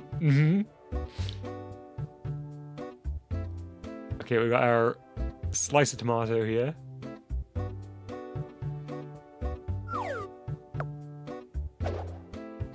And you might have noticed, but the ingredients are getting faster, meaning that you need to be more precise as you go along. Oh, no! Okay, wait. I need to restart. Dang it. Let me switch back. Where is it? There we go. Let's make a nice, solid burger base here. Look at that. That's about as close to the center as you could possibly need.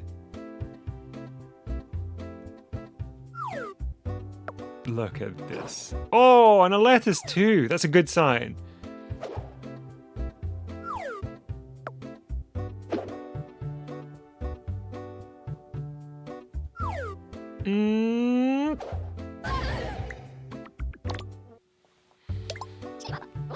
Cheese on the bottom, don't get out of the kitchen. Hey, I don't pick the order of the ingredients. I just place them.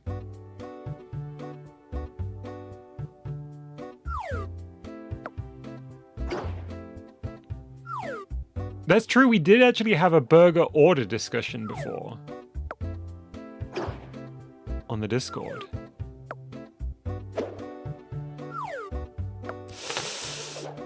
Oh, that's a structurally unsound burger.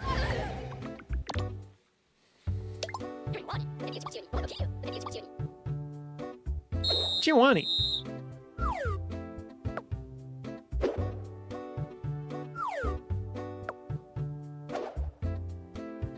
Tomatoes are my enemies in this game. I feel like if you have two patties, the cheese should go between the patties to kind of glue them. This guy says, what happens if you spam A? It's too smart. Hey JD, welcome to the stream. I hope you're well.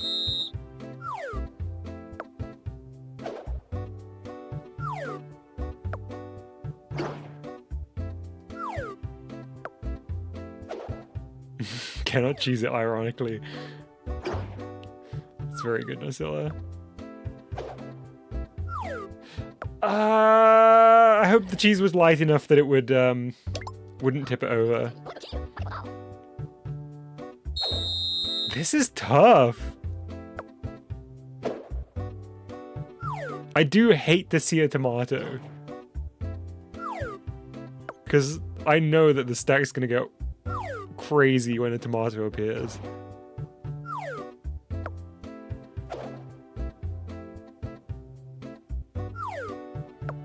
Okay, that wasn't too bad.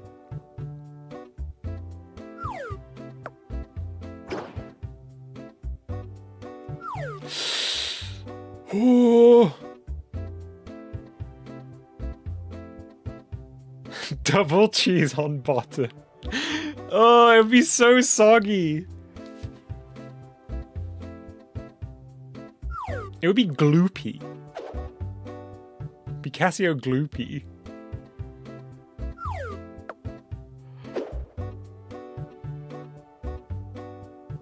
This is a ridiculous burger.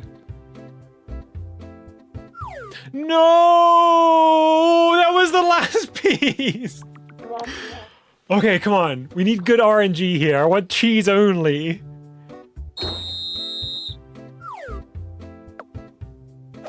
No, not early tomato. The run's ruined.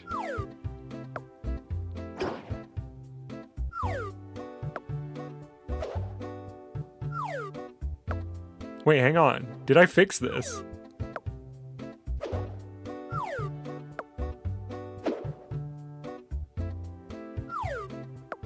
Wait, we might be okay.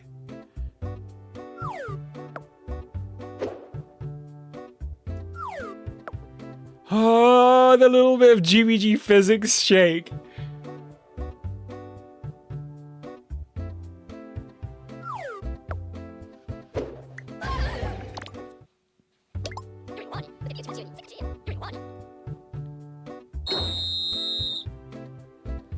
Chat, would you eat a burger where the buns are tomatoes?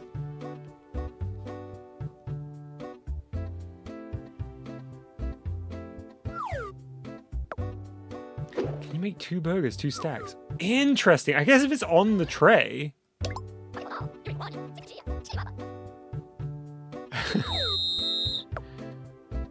I guess I could put the tomatoes by the side. Wait. Yeah, I think you're onto something here, Disco.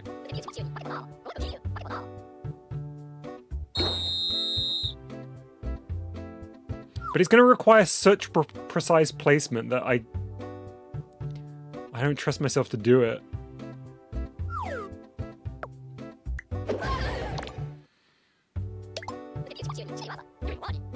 JD says I've made burgers with no bun. People will order anything. I feel like burgers in a box are kind of a thing. Like no buns, just like lettuce and tomato and burger meat. Why do I keep placing them incrementally to the right? That's so stressful. Again?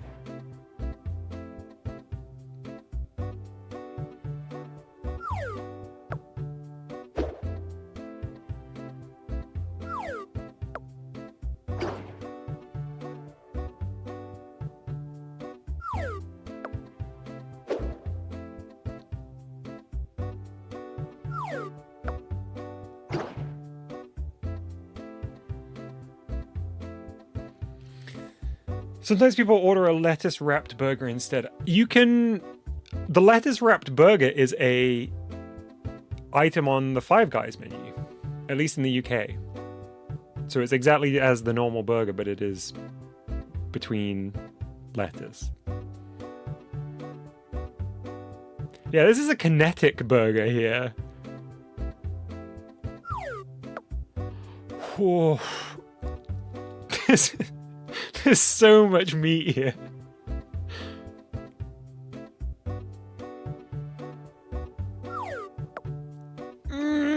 No, that was the last piece again. Freddy says, I never went to UK Five Guys, just get the vibe they'd be too expensive. It's extremely expensive at Five Guys. It started expensive and it has increasingly gotten expensive.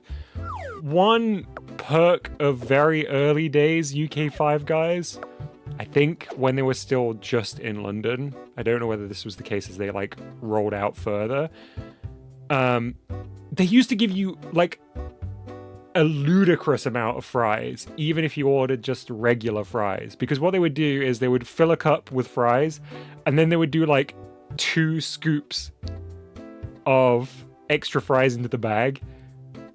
So you ended up with just like maximum fries, even with the small fries order. Oh, look at that. Is this going to help us or hinder us?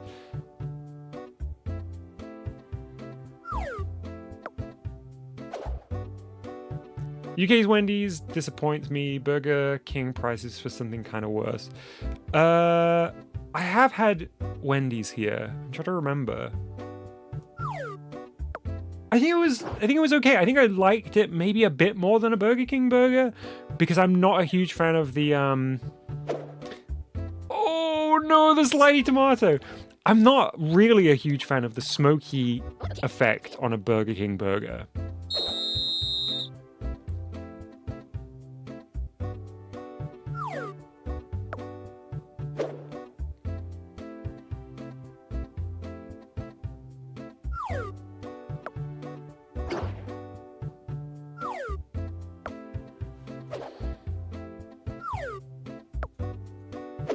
Bad placement.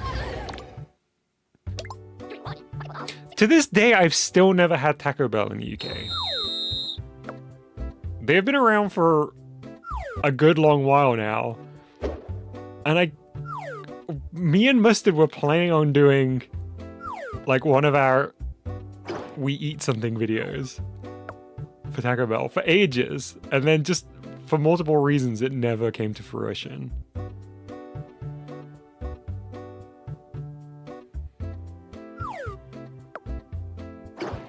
I'm feeling good about this. I think this might actually be the run.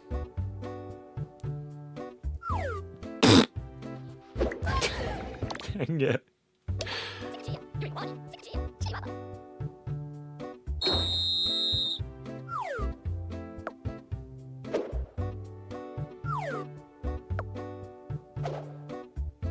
I'm not even fazed by the tomato. This is the run.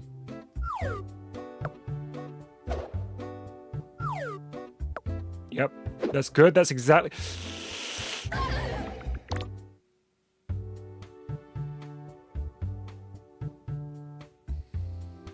Wait.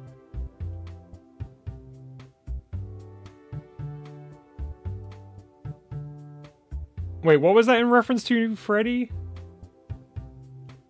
Oh.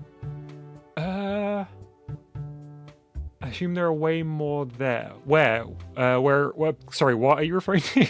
Taco Bell. I feel like they're pretty spread out. I don't know. I feel like I've been on like day trips to places and been like, oh, there's a Taco Bell here too.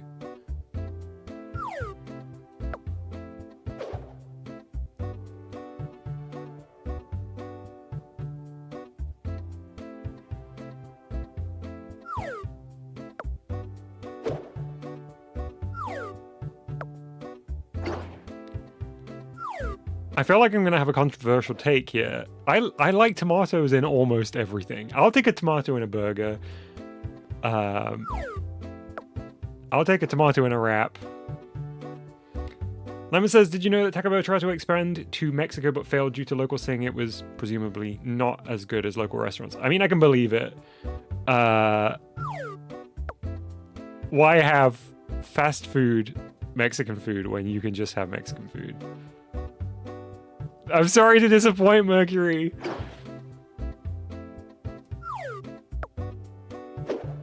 I just feel like when a tomato is good, it's delicious. What is this double wide stack? We've never seen anything of the sorts.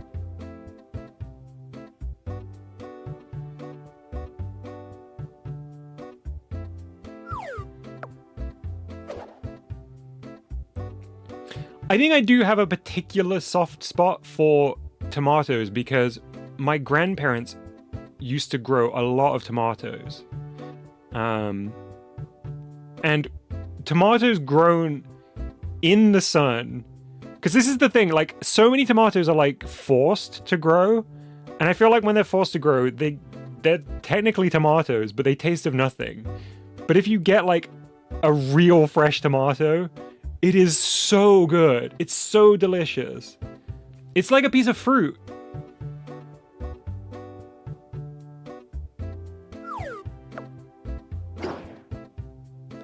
This is it, by the way. What do you mean forced to grow?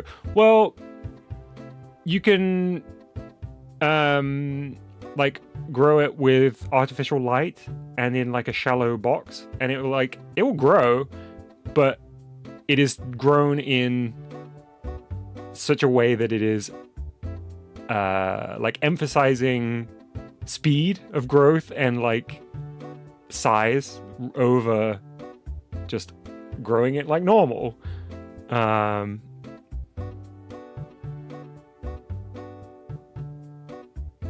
Freddy says it is a fruit, all caps. I mean like just eating it like a fruit. Just eating a big tomato. When it's like good, it's so good. No, the tomato! Okay, we got it. That's fine. He's fine with the food. I can't believe that the tomato absolutely betrayed us there. Hey, Voxy, welcome to the stream.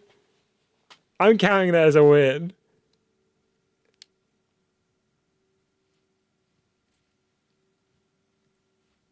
Voxy, we made a nemesis of tomatoes. It turns out chat does not like tomato in burgers.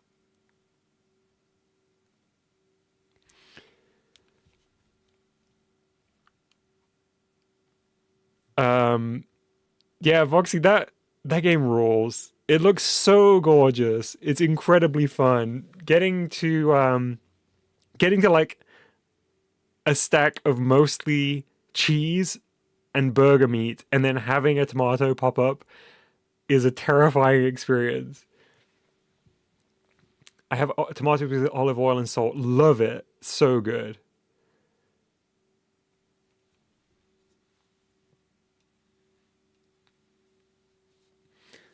All right, let us move on now to Skunktronic's game. And this will be one that we can have some audience participation in, even without Chat Plays GBG. Because Fluffball wants the most candy. So, let me start a poll. But I won't launch it yet till we see how the distribution happens.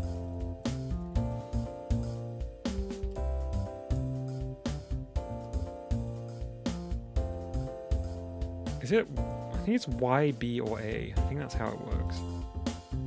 I'll check.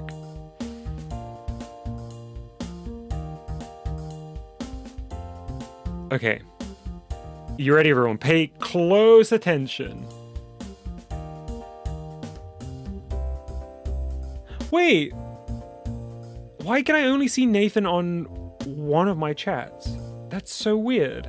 Hey Nathan, welcome to the stream. I hope you had a fun time at the Mario Galaxy movie. For some reason you're not showing up in my usual chat window. Huh. Okay, well, glad I spotted you and glad to see you in the stream. It's not a live chat, top chat thing. Completely missing from... Hey, there we go. All right, now you popped up. That was so strange. Good to see you. Okay, everybody pay close attention. We're going to watch to see which one ends up with the most candies.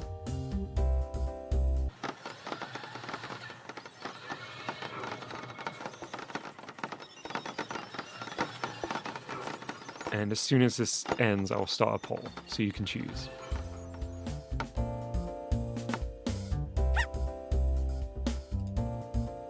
Do you think it was Y, B, or A that got the most?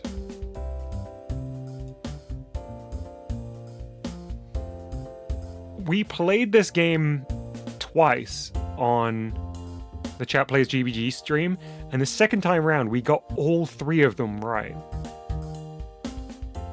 Because there's going to be 3 rounds here.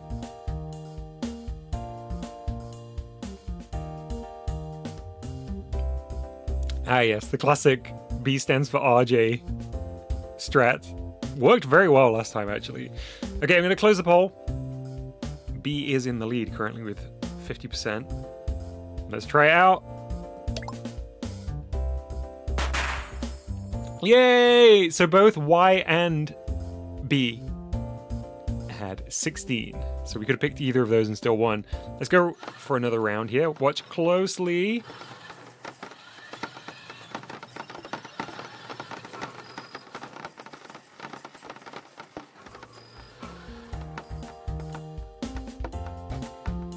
Which one do you think it was this time? There's going to be a new poll in just a second. Cast your votes. I actually don't know this time. I'm not going to lie, I was too busy making the poll to watch.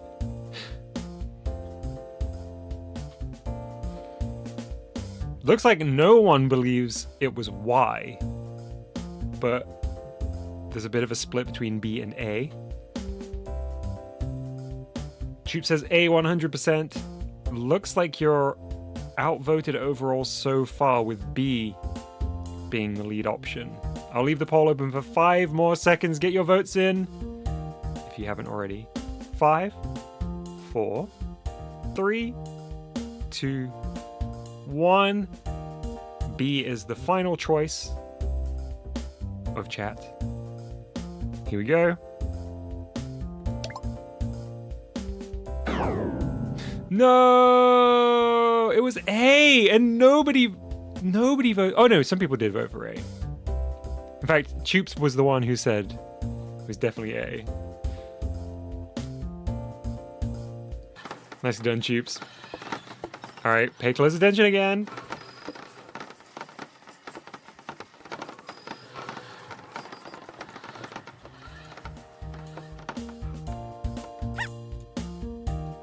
Cast your votes for one final time. Do you think it was Y, B, or A that got more candy?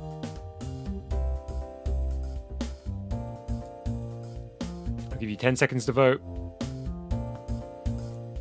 Looks like opinions are a little bit more split on this one, with all 3 categories getting at least some votes, but as of right now, Y is out in the lead with 67% of the votes. Just a couple more seconds. Get your vote in if you haven't already. 3, 2, 1. All right, Y was the lead vote here. Let's find out. Yeah, nicely done, chat. Also, hey, Onra, I'm sorry if that's not the correct pronunciation. Welcome to the stream. Please correct me if I got your name wrong. Before we move on to this next game, I just want to say, Skunk, that was such an awesome concept for a game. Amazing that we were able to play it with the chat poll as well. Loved how simple yet fun the candy counting mechanic was. Really, really nice. All right. Moving on now to our next game, which comes in from someone.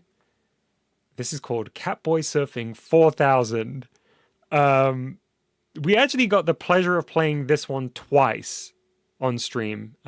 We had some swap game issues in the final stretch of the stream, and it meant that we skipped back. Wait, we missed out! We missed out Freddy's game again. This is what happened last time. Okay, Freddy, we will play your game straight away after this. The swap games are definitely messed up on those. Sorry, I didn't realize. We will play yours next, I promise. Yeah, we got to play this twice. Second time we played this, I feel like chat was locked in because we did some sick tricks. We can use the face buttons to do a trick And we can use the D-pad to turn our Catboy Surfer into the wave. Let's jump in.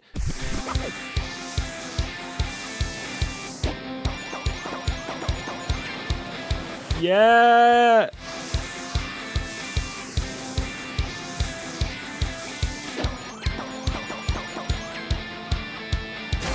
Very nice.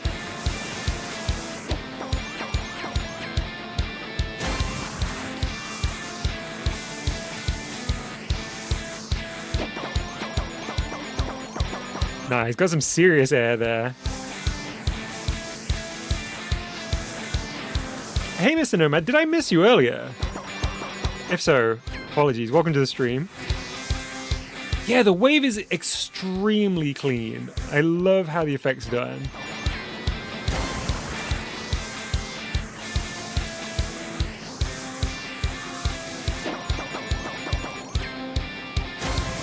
Koma says, this feels like an old computer game. It's got a real, like, California Games vibe to it, especially with the scores that we've got to aim for.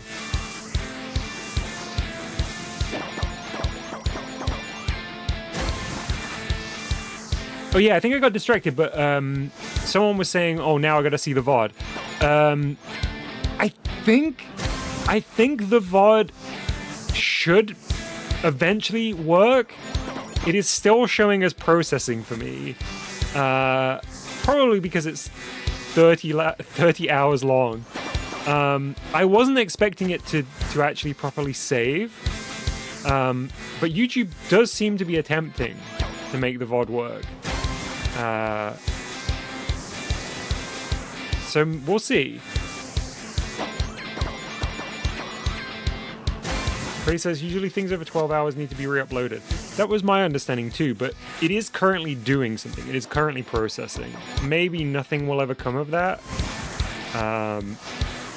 And because it was 30 hours long, I do not have a local copy saved. So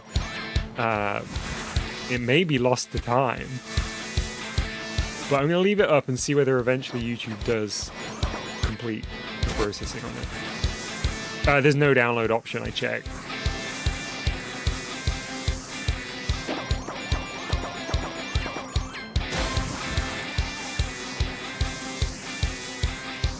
One of my favorite tricks here, I don't know how to pull it off, but is the one where the main character uses the surfboard as a like hand glider. I love that one.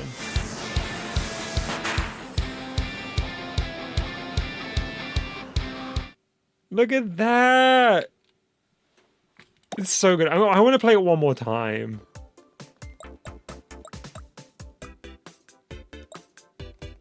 Where am I looking? Where is it? There it is. I really hope so too, Mercury. Yeah, gotta get at least an easy score. I really hope I do. I don't know what you're talking about, Freddy. Oh, there was the hang glider one. I won't forget Freddy's game. I could never forget Freddy's game. It's not like it's already happened in two separate situations here.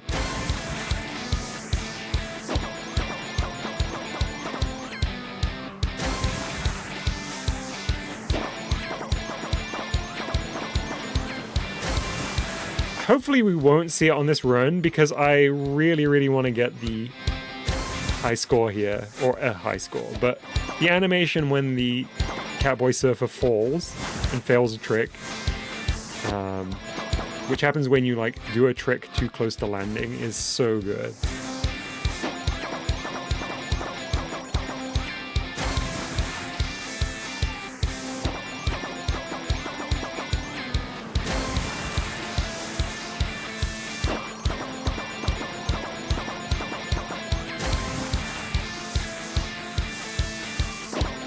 I wonder whether there's a knack to like getting the angle right, because obviously we can like swing out to the right and I think that will give us more height, but I don't know whether the trade-off for the extra time it takes you to do that is worth it. I'd love to see what like the ultimate level score attempt run looks like here.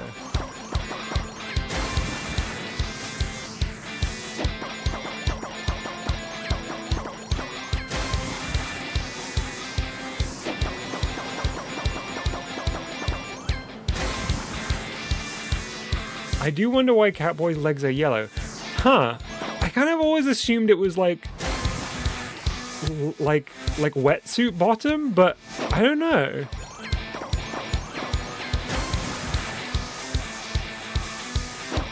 Because I guess you don't really get like a half wetsuit. That doesn't make sense. But that was how I was just like automatically reading it.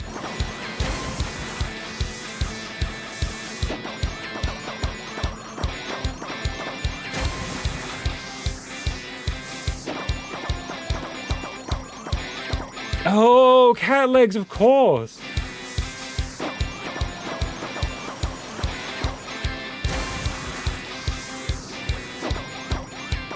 There we go. I love the hand glider one. It didn't even get easy.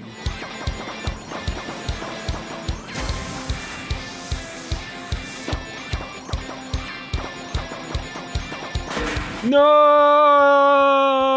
I went for too big of a trick at the end there. Man, that rules. Someone that's so fun and was such an amazing fit. Obviously, none of the creators knew about Chat Plays GBG while making their game, other than the very vague, very strange set of rules that I provided. But such a perfect fit as like an action game that worked for Chat Plays GBG, because it was so awesome seeing all of chat work together to be like, okay, I'm going to be the ones moving the surfer. I'm going to be the ones pulling off the tricks. It worked really, really well. And like I say, the second run around, I do feel like we were so locked in, and it worked beautifully. It was like seeing, I don't know, like some complex choreographed dance. Okay, we are going to head back now to Freddy's game because I missed it out on the list because we auto swapped to the wrong game. But here is Boxle by Freddy Killer 100. This one definitely had the longest time on stream, but not because I think it's like a particularly long game, but because A, the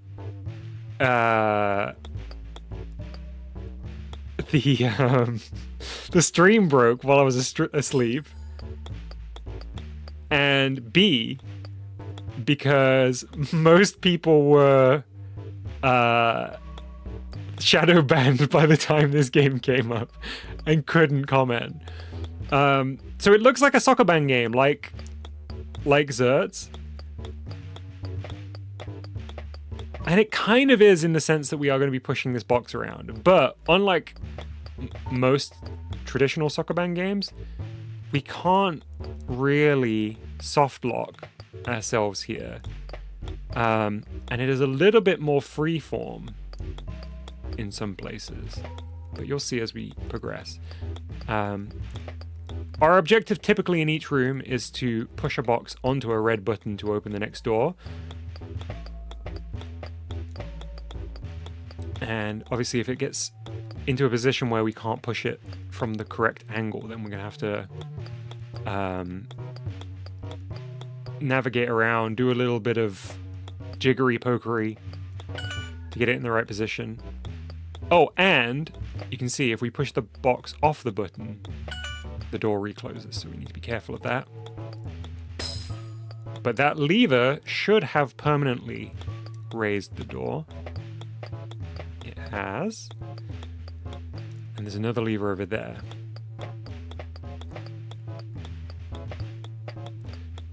I don't know how Freddy nailed the metal floor texture. I used Arduino for that kind of texture before, and it looks significantly worse and less realistic. It's so nicely done.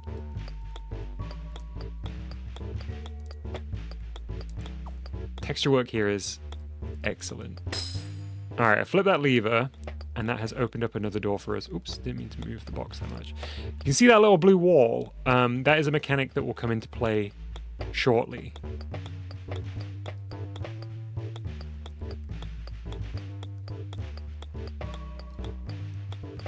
Welcome back, Voxy.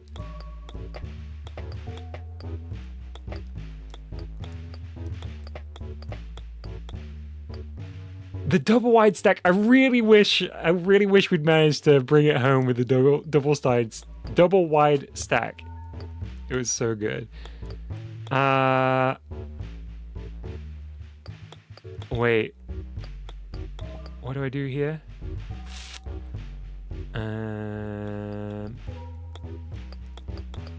Because we can't bring it through that blue door, I think. If I remember correctly. Oh, we can. Okay.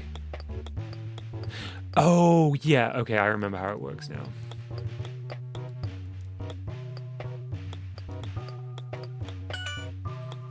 Okay, so we've just opened up this one here. And look, we've got another little box friend. Who we're gonna push the long way around here.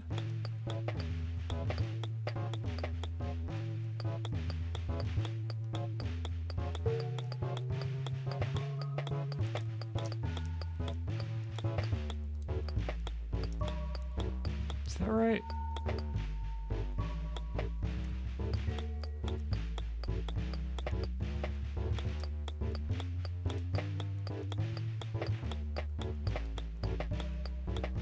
Yep, and then down, which then opens up this door, meaning we can shift the box off there. And again, unlike a traditional soccer band game, so really this isn't a soccer band game, it just has box pushing. We can like shunt boxes, which is such a cool mechanic. So while you can't kind of move two simultaneously, you can give him a shove. Or a shove. A shove. Why did I pronounce shove like that?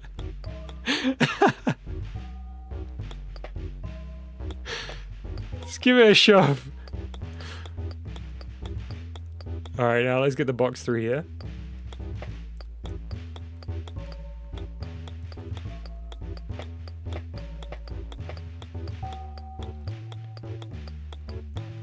And I also do really like the fact that we have to carry both boxes through right to the end of the game.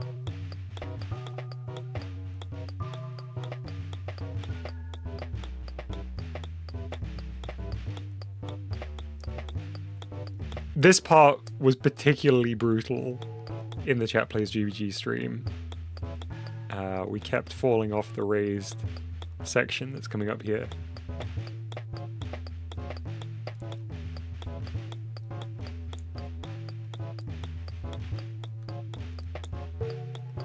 Dang it.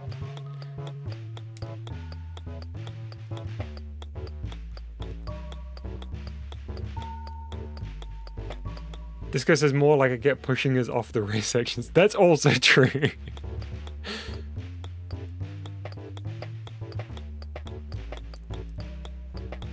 It was a double whammy of... Oh, I shouldn't have pushed it that way. That's fine. Double whammy of the chat delay, but also Disco's trolling.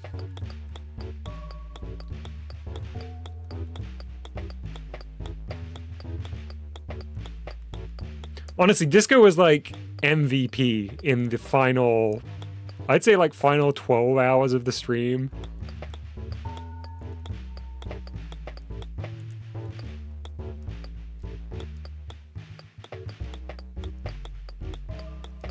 Okay, there we go.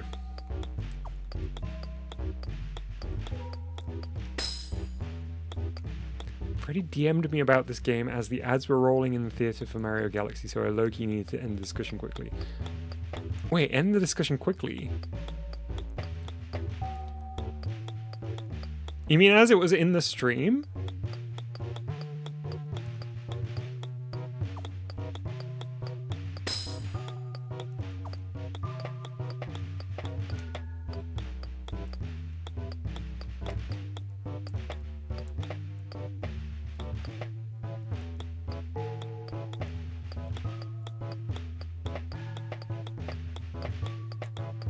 Oops.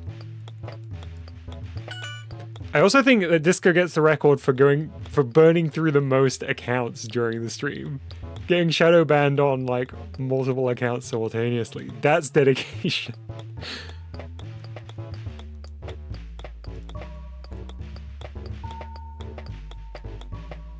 Alright, so I actually wasn't here for most of this puzzle, so this is going to be fairly fresh to me.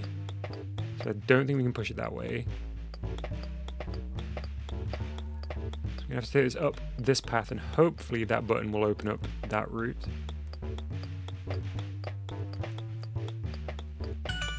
Freddy says I didn't get banned once, ironically. I made a joke that I feel like YouTube's bot was only checking top chat, so it didn't even know you were there.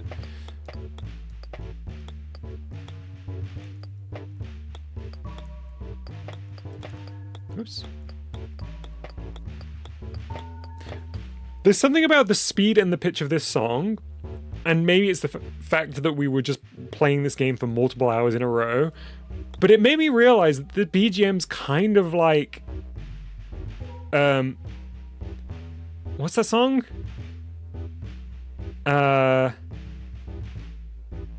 Wait, I need to get to the other bit of the song so I can jog my memory.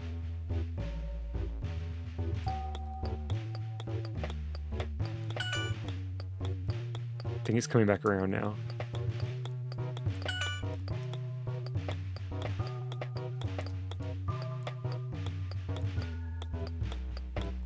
Oh man, why are these crazy pushes here?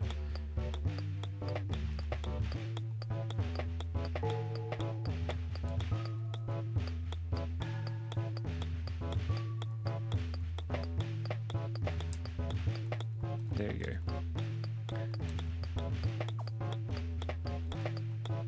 Nice. We'll need to get this over here to free up that box. What is the song I'm thinking of? Hang on, I'm going to pause for a second. Oh! If you're happy and you know it, clap your hands. It sounds like that.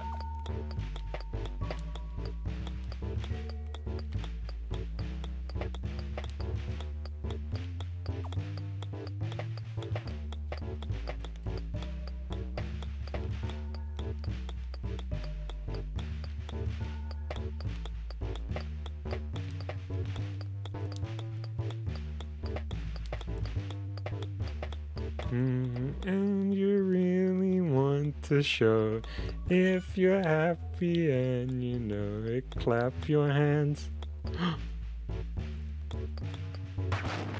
Hey, we did it! Freddy, thank you so much for your wonderful Boxle game. I loved playing that through myself to compare it to our trials and tribulations last time round. But honestly, I think coming back and managing to complete that during Chat Plays GBG, I mean, I wasn't there for like the final two puzzles, but being there for as like mostly Bori and Disco, and I think Boss was also there at the time, was so good. All right, let's move on to our second to last game, which is Doom from Mudfish 217. We really struggled with this one, mostly with the final section. So I'm glad that we get an opportunity here to show this off a bit more completely.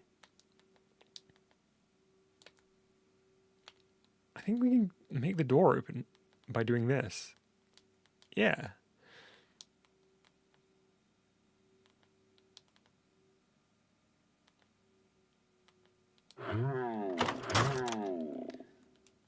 So, I've got a shotgun now.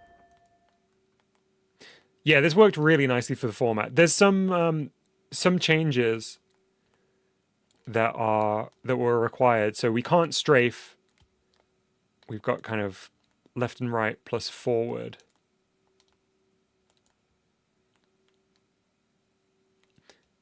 Not Freddy says, I think Dom gave me the wrong swap numbers. Okay, so to clarify something on the swap numbers, and the reason why I don't think I gave you the wrong swap numbers was they're no longer there, but there were some buffer games that were just swap codes that emulated the games that were... There were more people asked to submit games than eventually did. So for those games, especially if the games were planned to be part of the rotation, but then for whatever reason people were unable to take part, I had those like buffer games in there.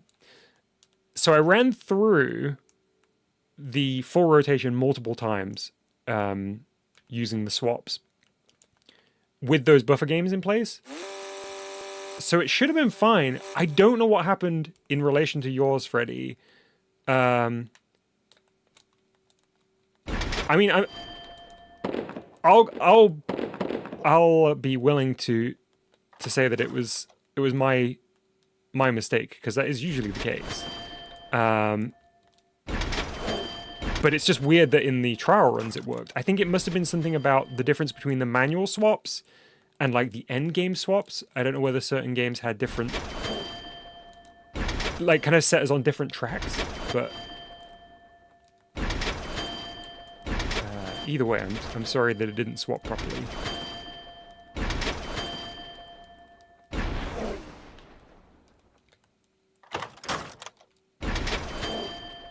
Oh yeah, something we can show off is the chain gun, or the minigun, or whatever it's called. Because we were too slow to grab this.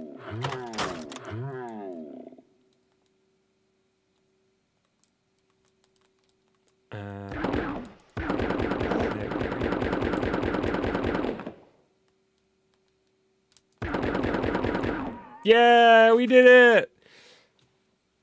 We made light work of that. I don't know what that enemy is called, but we got him. That feels good. I feel like that's cathartic after the challenges we faced. All right. This is our final game of the stream. And this was a collab between myself and Bari. Bari really taking the lead on all of the logic here, including figuring out how to create the effect that we were going for. This is a little Telfy side quest. So let's check it out. This one, I'll be completely honest, we ran out of time. So it is not where I think either of us hoped it would be by this point, but maybe we'll make some tweaks and get it into a kind of 1.0 state eventually.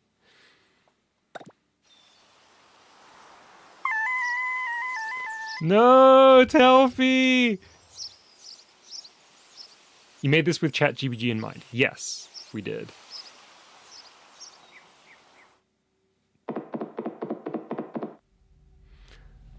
All right, we are in the dungeon.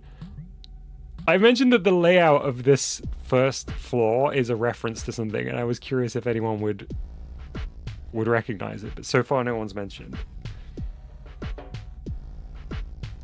Dude, how do you even come up with a UI like this?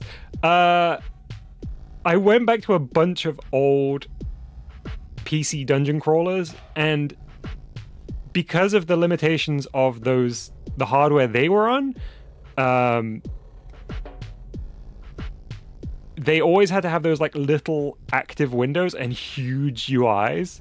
So we really lent into that as much as possible. Okay, battles are pretty simple. We've only got attack or heal, and we can't heal until we have a potion.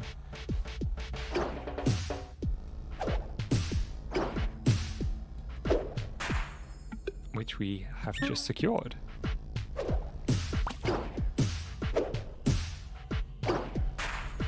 Ah, we got another one. Nice.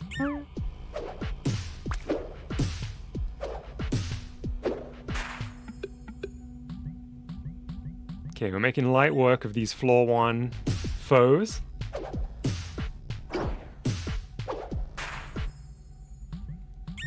We can only heal in battle, so we need to be careful with using our potions.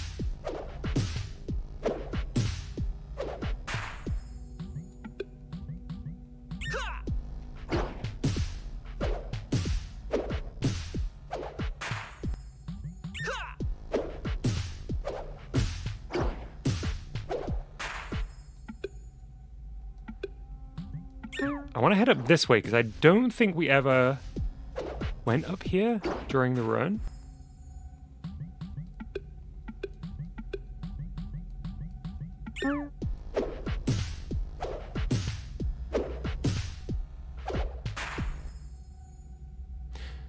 Not gonna lie, I didn't really understand why during the Chat Plays GBG game we kept ending up on the first floor again, but also I wasn't paying too much attention. So this is something that I don't know how we can make more obvious, but it is definitely a problem with the game, Mercury. It wasn't to do with the fact that you were not paying attention or whatever.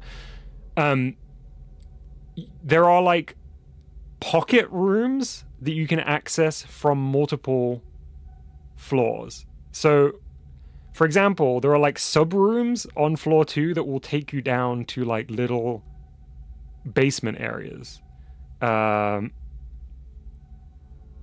You'll see here. So like this one takes us to floor 2, but this is like a sub room. Maybe this should be like floor 2.1 or something. I don't know. I think that absolutely needs clarifying. It's not clear enough right now.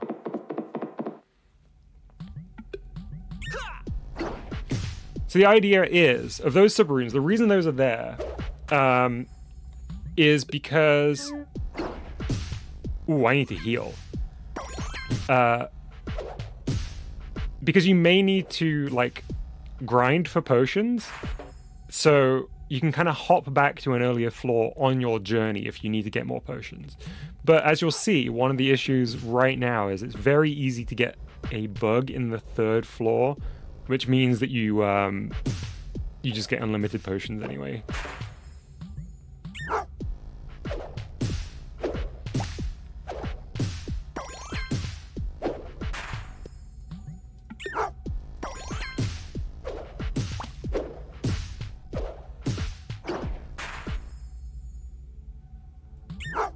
I would love that, Voxy.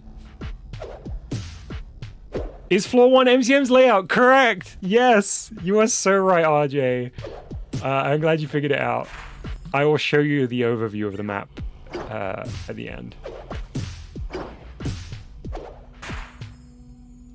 It is. It's the full MCM layout with minimal tweaks. I mean, it's not exactly one-to-one because there's some limitations with the how the maps are generated. Do these enemies have names, Dom? Asked Disco.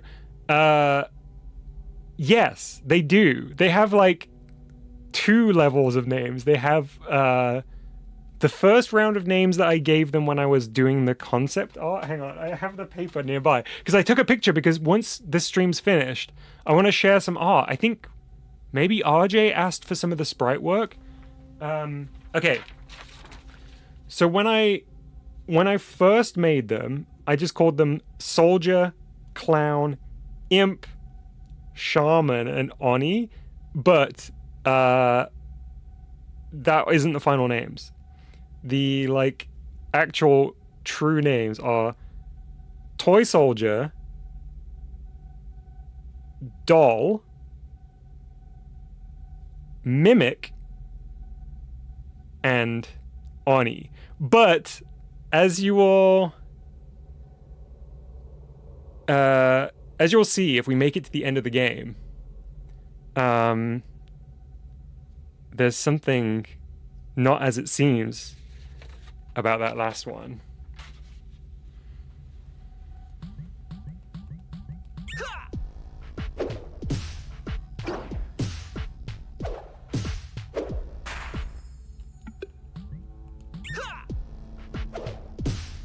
Also, sorry, Choops, I missed your lovely message earlier. Thank you for your very, very kind words. And as usual, right back at you.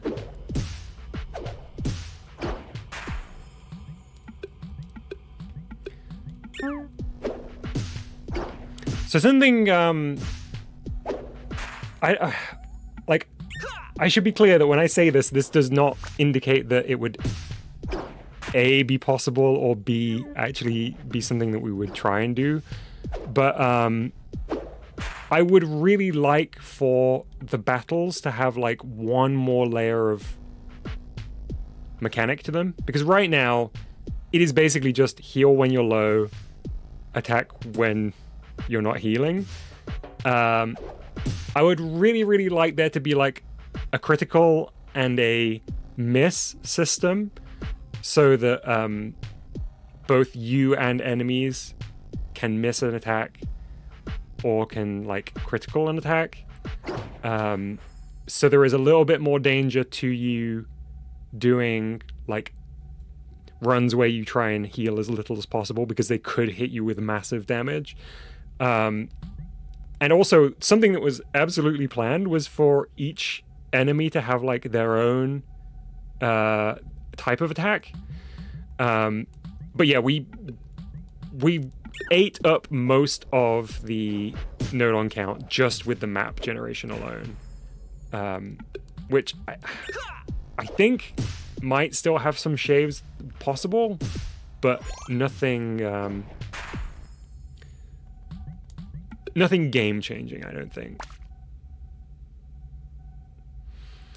RJ says you could probably split some sublevels into the cutscene code so you could fit all those. Maybe. The thing is, the actual sublevels don't add a huge amount to the count, because as long as your like layouts are generated, you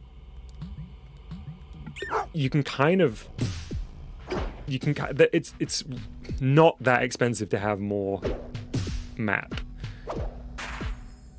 All right, we've got 5 potions. I think this is enough to get to the end with. Is the maze actually 3D, or is it just changing, just textures changing? So the viewport on the left is just textures. The mini-map on the right is just a texture. But the logic behind it does require like real, like a real 3D version of the maze, a simplified one. It is a weird mix of things.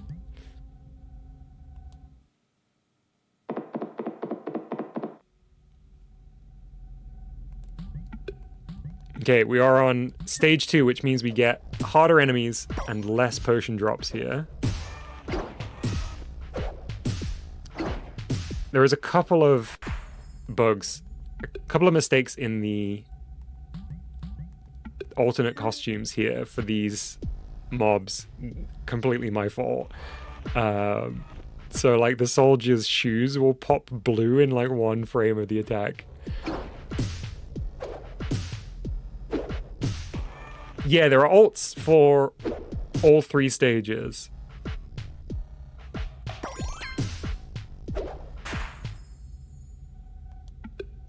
I can't fathom how many sprites there are. Each enemy has 6 sprites.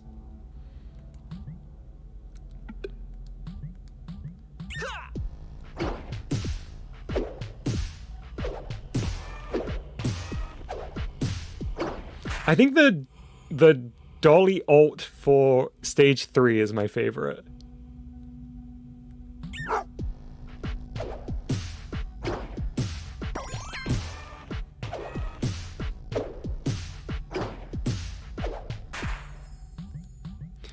Disco says project platforms walked so this game could run. You joke, but actually part of the reason why it felt so right to put Telfy in this was because in my brain, I associate Telfy with being like the character for weird, like weird, I don't know what the word would be, like like tech demos. So like Project Platforms being the like the imported 3D sprite stuff, and then this being kind of a continuation with that, but just for the environments. Like the contrast of the 2D on 3D is inverted here.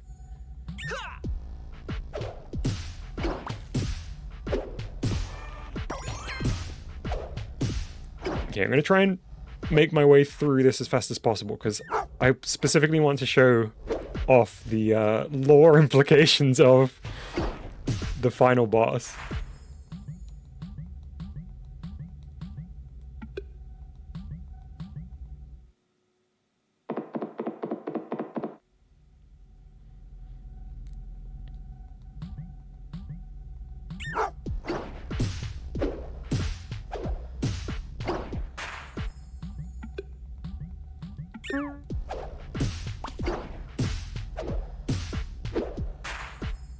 Ooh, I need to heal right away.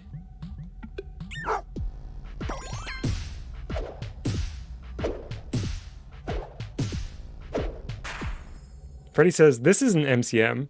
No, this bit isn't. This is just one of the, like, pocket rooms.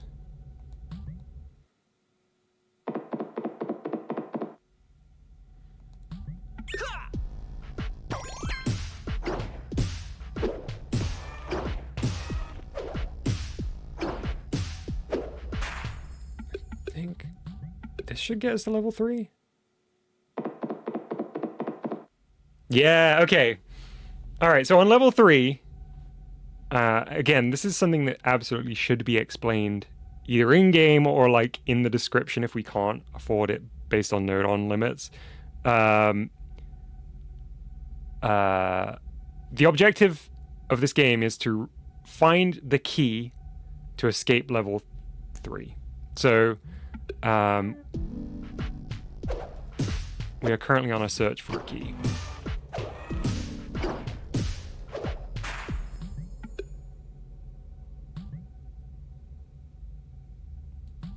Ooh, I don't think I know that one, Disco.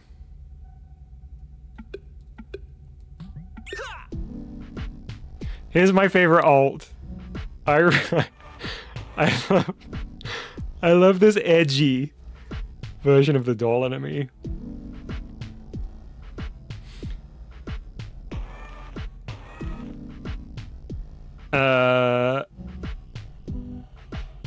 Freddy says, turns out this was a geothermal plant the whole time. So in my head, also like the canon, because this is all like toy world, in my head, the logic between the first level being the MCM layout is that whoever created this maze just liked MCM.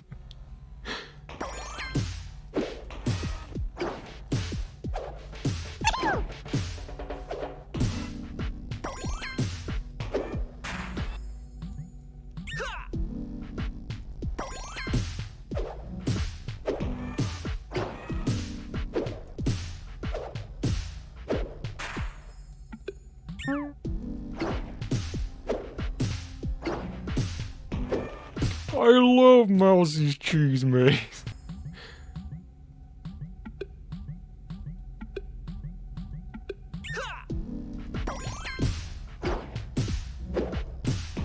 The other two levels are actually direct references to other non-Baby Town maps, by the way. They're far less direct references, so I'm happy to spoil this. Floor 2 is based off of the first area of Metal Gear Solid. The sort of loading bay and helipad section. And the level 3 mazes are based roughly on the first dungeon of A Link to the Past. That is like the most loose because we had to cut back on quite a large section of the like a large section of the maze, so it's barely even a reference to Legend of Zelda anymore. I still think about the comment Dom made years ago that the further out from Baby Town you go, the scarier it gets. I want to see the outer world, Dom. Your fans are yearning. Me, I'm yearning. Yeah, I to me that feels so right. That it just becomes more and more kind of alien.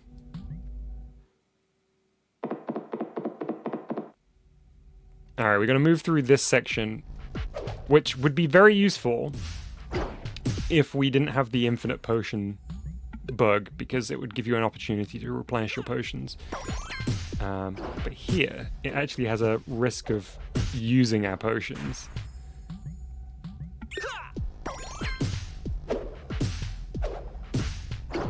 Because we can expend them.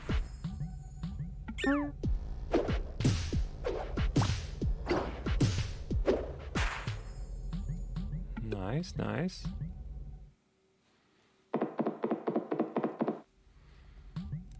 Okay, there is a little dot on the mini-map. That little dot is our foe.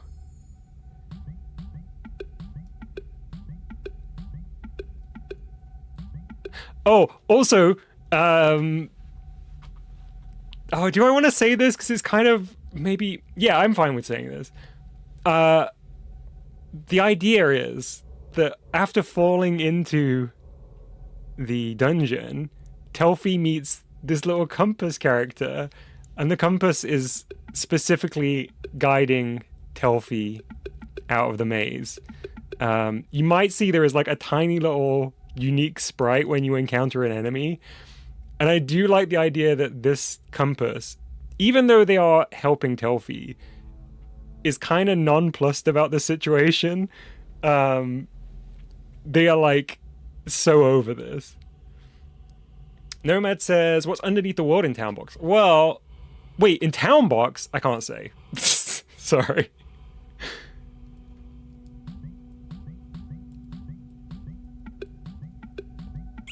I can spoil lore about my GBG games, but I can't spoil lore about Town Box.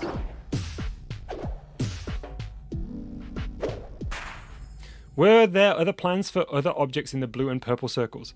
No, they're just like doodads on the UI. They are not like useful elements. I don't really know what I was going for. They kind of look like sword hilts, but that wasn't the intention. They were just meant to be like ornate in some way, but also like weirdly handmade.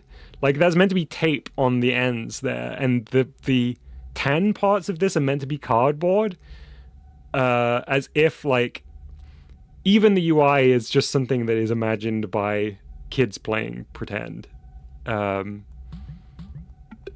It turned out that was incredibly difficult to communicate through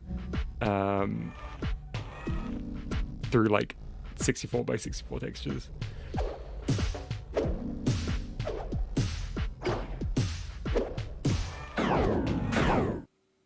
Oh no, I was not paying attention to my health. Wait, can I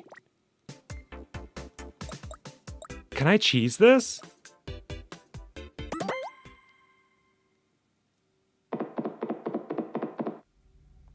Oh no, I can't cheese this. Oh,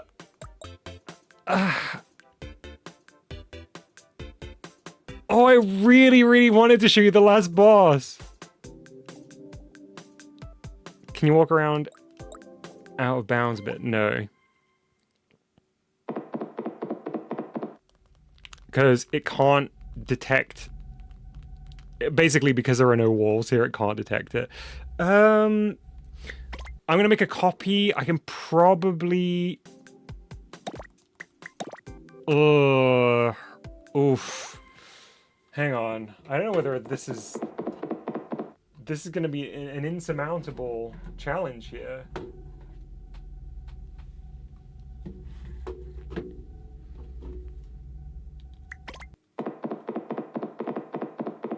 And I don't want to spoil it by accidentally showing the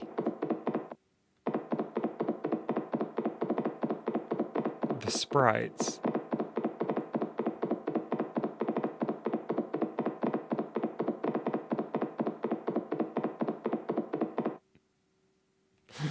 Oh no! Okay, wait. Can I cheese this?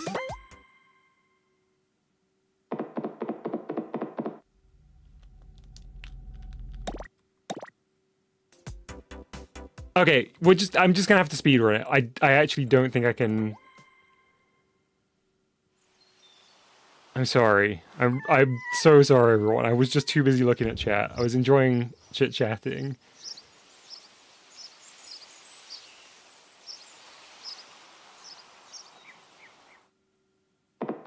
Hey, Bari!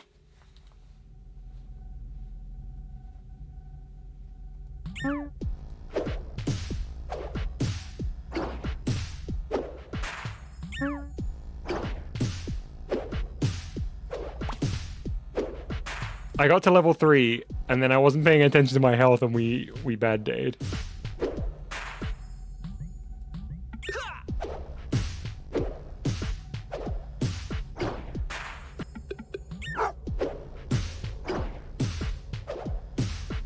We can continue level 3 doing a small change. Oh, okay.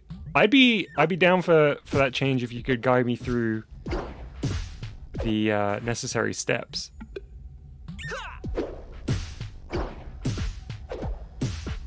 I might have to put the drink break screen up or something so that we don't get an accidental spoil.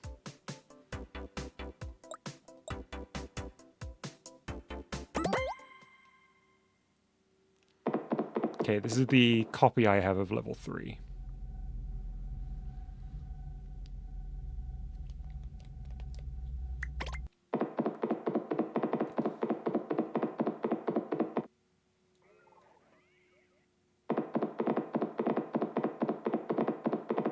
Okay, that's where the sprites are. Left down. Oh, there's the maps, by the way, for level 3.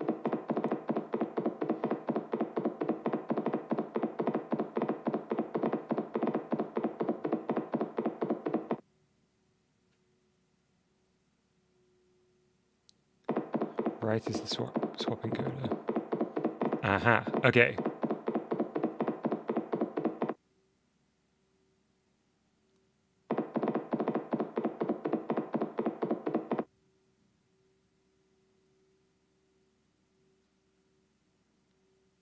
Right counter.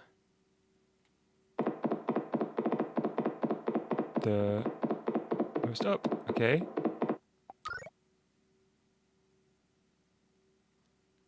Thank you very much for the kind words, Disco. That's very, very sweet of you to say. Yeah, absolutely. Bori's skills were critical here. Changing starting value to 1. Thanks, Freddy.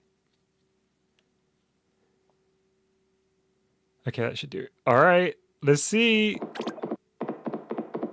Ooh, yeah. Okay, nice.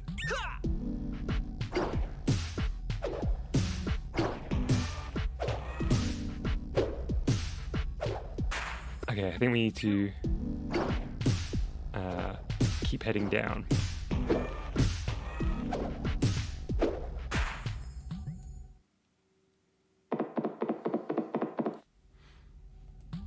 Hopefully we can get some potions here. They are going to be really essential.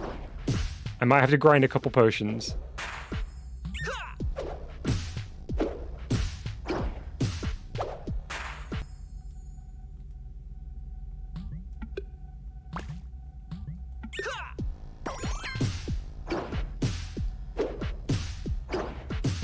Thanks, Mercury. RJ says, question, does YOP stand for anything? It's everywhere. There is actually the explanation of what YOP stands for in the original, like, April Fool's Day post. So, YOP, as an acronym, was something that something that Bori came up with.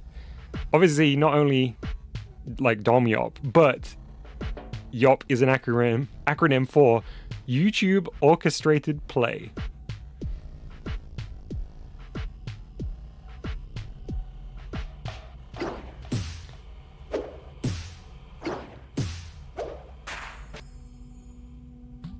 I think you can just change the swap game code in level 3 edit and it will work.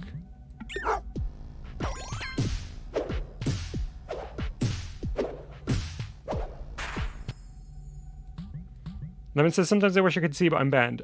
You still have access to the YouTube posts section where it's posted there. I always copy the relevant posts across to the post section of the channel.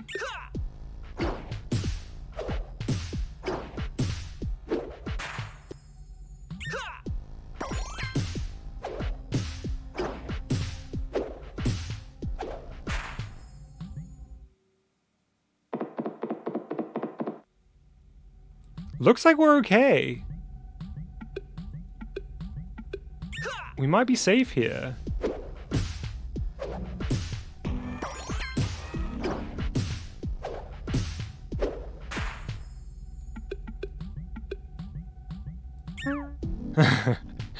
Very surprised that it works. Hey, as long as it does.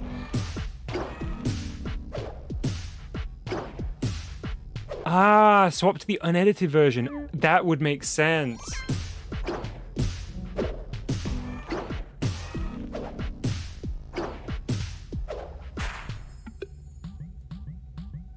Were any hacked modded objects used for this? Bori can confirm, but I don't believe so. It probably would have been better if the the Project Janus template was used, but it was not.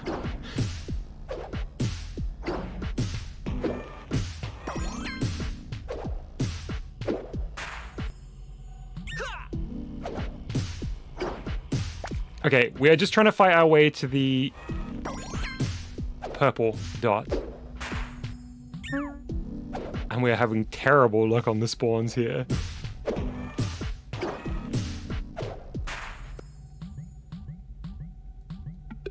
Alright. Here we go.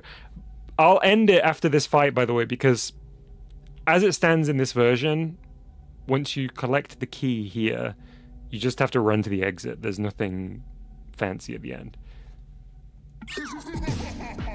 Alright, our final foe.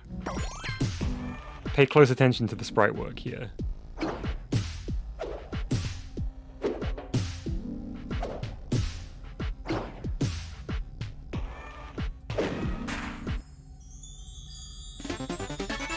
Look!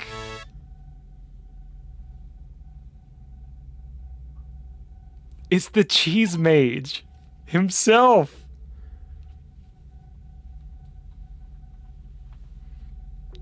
He'd been disguising himself as the head honcho of the dungeons to keep himself safe. But, he has helped Telfy out here. So that's why he likes the maze.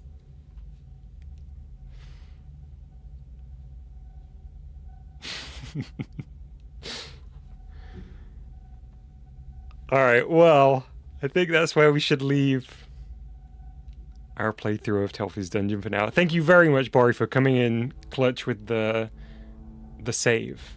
The little hack there.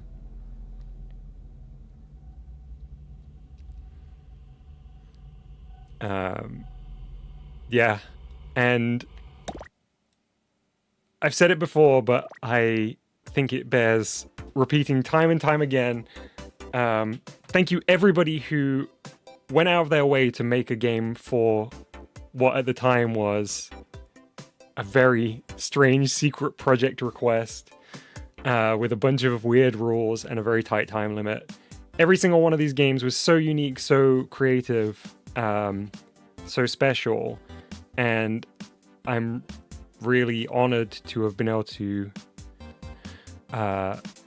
call on so many talented people and say, hey, can you do a crazy thing, and have so many people be willing to take part.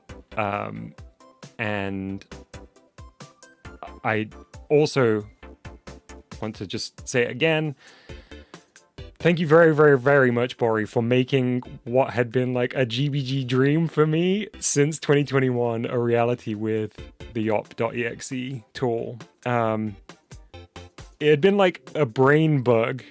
The idea of chat being able to send inputs to a game had been something that I knew must be possible, but didn't have the technical know-how to make it happen. So yeah, thank you very much, Bori, for being willing to put in like so much work and make that happen. Foxy says, so what does YOP stand for? YOP is an acronym for YouTube Orchestrated Play. This is gonna do us for today. Keep your eyes peeled either on the Discord channel or on the YouTube channel posts section. I don't know what that page is called, for info on when the Chat Plays GBG Jam, kind of mini bonus jam, goes live. There's a few little details I need to work out still before fully announcing that. Community post, thank you, Voxy. And I hope you'll join me for our April community stream, our normal one, at the end of the month. Oh, before I forget, it's actually not going to be on the last Saturday this month. Because I have some outstanding commitments on that day. So it will most likely be the Friday before. I'll let you know properly once the stream codes open in a couple of weeks' time. There's a few things to work out. Basically, it's not going to be the Saturday. It will be someday around that.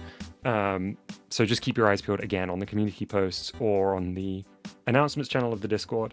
Thank you everybody for watching. Thank you for everybody who took part in the Chat Plays GBG actual gameplay section, playing along with the text box. Yeah, I will speak to you soon.